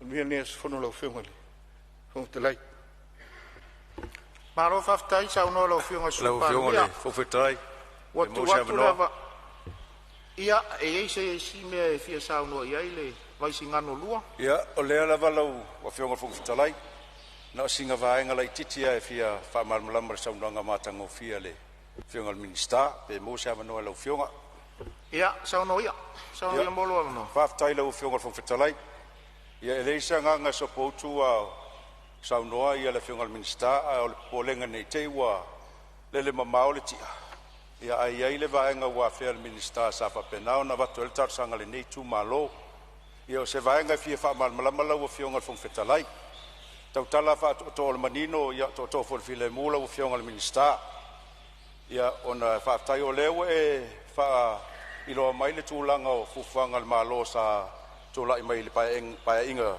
sfurfitu ai au ona o fa manino atu le o fionga ele i fa tele ino le matu fa mai sa ia va nga e luo fa le lua sa fatino ia o lesi fale o fo mai o lesi fale e le mawhai ona tawhia i mai. Ai peo nā whea i se tālo sanga lau fionga. I o tono lo taimine. I anga tono i fwoi ni o mātou langona i lau fionga. Ia ona o le mātou wharamai. Na o le lua o te potu e tawhia i mai. Ai wha moena i le potu. Longa winga. Na o le valua mai i mwhen tawhia. O le tu māloe a mata mai lava siu a save pa ia matia i tu au. E te lele matu i tu malo, ia peo le alanga e toe tatalo te ilau fionga. Ia e mo mia a whainei e watu se mai tinga ina, wha mai pesi se tulou. Longa winga le mwhaintau fia isi mai tinga ina le. I potu ia, peo le mena lenga nga ia tuai se tal sanga lau fionga fung fetalai. E tau ana toe fifa malmalma i manino ia le fionga lo tulai mai nei, ia ole se papai atuna ma lenga nga wha. Lo alo whaftai ma lewa noa. Famalo sa no sui sa fa ula vea le sui o vaisingano do tua tu leva no lo fionga le minsta fa o lo sauna. Pa taila o fionga ile fong fetalai ana se noa e to te isi mai le tu langi lea. Se manu o te o tu lava ia ila to uma ia na mua sa no na mula ulu sa Malia fenoa lava la o fionga le minsta o no le mai ta watu lava loe. O lo iai whau la vea ma sui e whale a lupo se tūlai mai lava, la na lean sa unua fo i le vaenga leo lau mtanga luenga. Tūlai mai sui e whale a lupo. Tai ma lewa noa lau whionga whong whetalai. Pa pena fo i lau whionga le minista o tanga luenga malosi. Ona ua u piama atu i le sui mamalu sauno nei. Ono le ma vaenga lava leo la tunu sa tuina atu se tu alalo le nei usunga fono la fionga le minsta pe a fase fina ngalo fia mana o mia se isi fo mai tai to lua male lo ia il temi nei o le lo eta ua matango fia lava fa aftai mo fale ia pitanga pe na eta ua e pe na sa novo le sui mamalo motopoa le mena o mia lava se isi fo la potu o wale ia o la tau fata o tolia le se mai mafo angala o fionga ma ta o yo lo sau no anga fa tele ino le to tele o e fano to low ono fa mai le pipisi e monia sa o le level sau no anga e o ma to la fanga to low pe me foi na sa bato e fo ise to lalo pele ono fai lava se clinic ona sa ia lava fal mai fa tu malo la ititi ane e all mato no e le anga au wala e fa si ingata ia tina mata mama to tua ia ai fia lava to tele i fa mai nei le pipisi a fa pele me fai ona fai se medical clinic ai pem fai fo no mai tua ia nai ta mai ta fo mai e asi mai i te mama tina mata tua le sivo i tu alalo sa tu inato el mato le nei sui la fionga le minsta o le lavale o le fa toto ngai o le lavale o ni fala au lo yai tele lava na le panadol ai is fala au mana o mia la fo mato tu lo lava tu fala au tau ngungu fala au ya ave sei nei le tinga tino na o mia lava i le falmai le i satawa ia fisosoani fo ia wa ia ngaruenga fa ale soifua maloloina fa alo lava fai ma lava no malo faftai ia e manatu I finangalo uma o whaalia e ngā ilimtanga luenga le fionga le minsta. Ia olo o so solo lava ngā ele soifua malolo ina le vaenga le o whale mai ma fo mai. Ia ai maria whenua le finangalo. O na iai fo lesi a titi tau ave o le minsta tu sa o wha la tonga tau I wha alwa wha fo se ima wha avai tau whatunga. Ai mana ia o na se isau noa pele minsta ngā ele vaenga tonua le I whale mai ma fo mai. A mai, ia ona tuatu lo le awai le lope o lau wha awila vea la asau mo tali o le minsta. Mo le wha whaingo fia ina o le tātou ngā luenga. Ai atu watu taitasi o tau finangalo taitasi o tau manatu fonga fitalai o toso o le tātou ngā luenga. Wai le lope a wha uma mai lava le finangalo le minsta I le vaenga tonu le te finangalo I. Ua tali fo I lau mtau. Wha I titi ai lo tātou taimi adu.